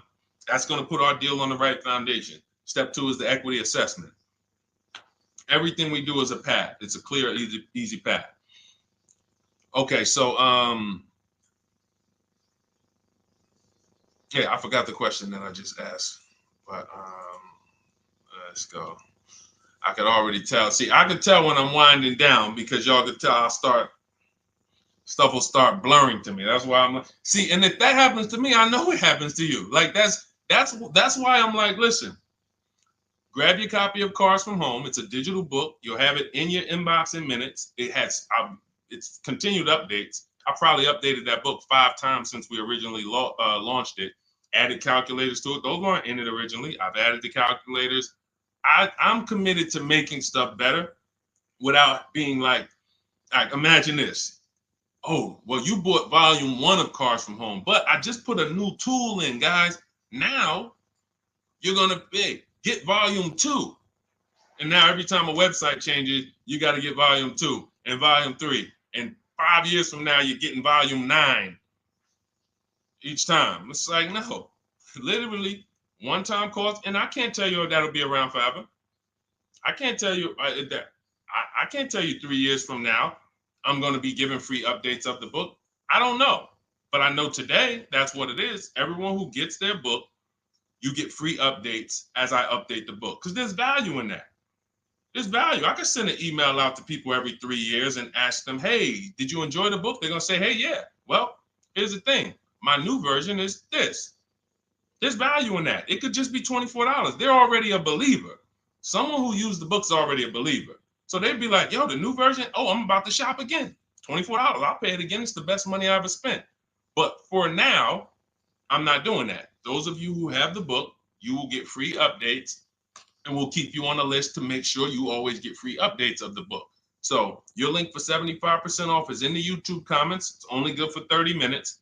It's in the Facebook comments, and it's in my Instagram and TikTok bios. Click those links in my bio. Click the button that says 75% off my new book. Get there before the $97, before it goes back up to $97.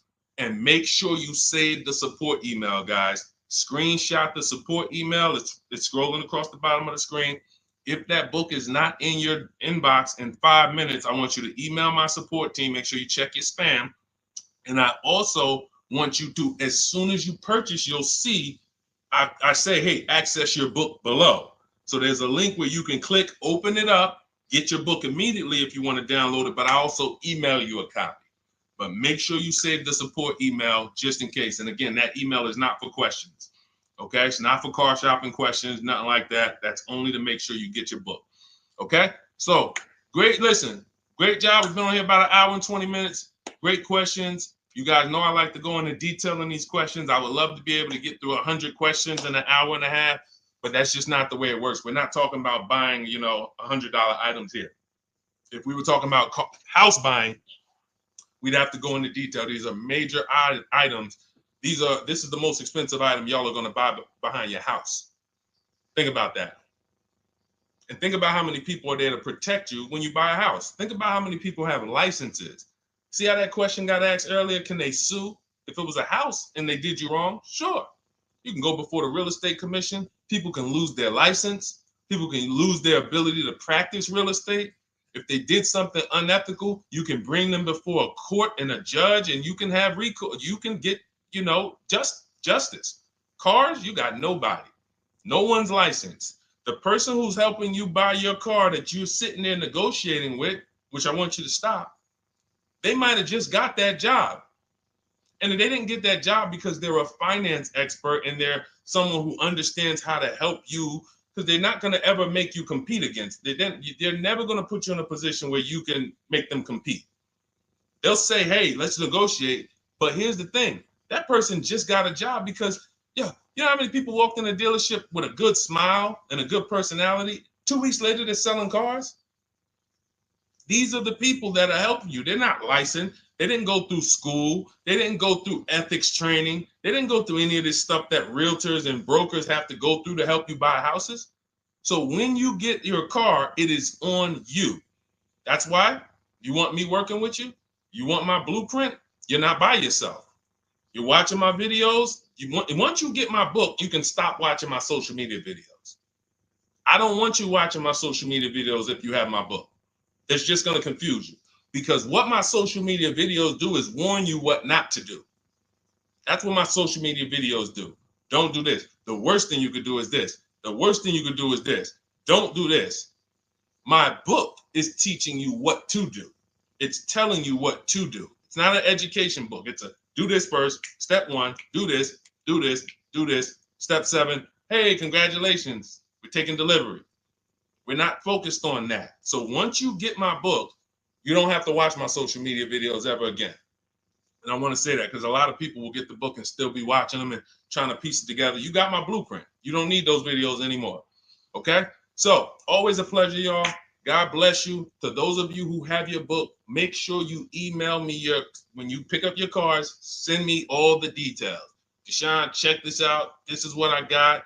This is what I paid. so that we can bring you guys into the stream and continue to tell everybody about you. So about the results. All right. God bless y'all. I will see y'all on the next stream. Always a pleasure.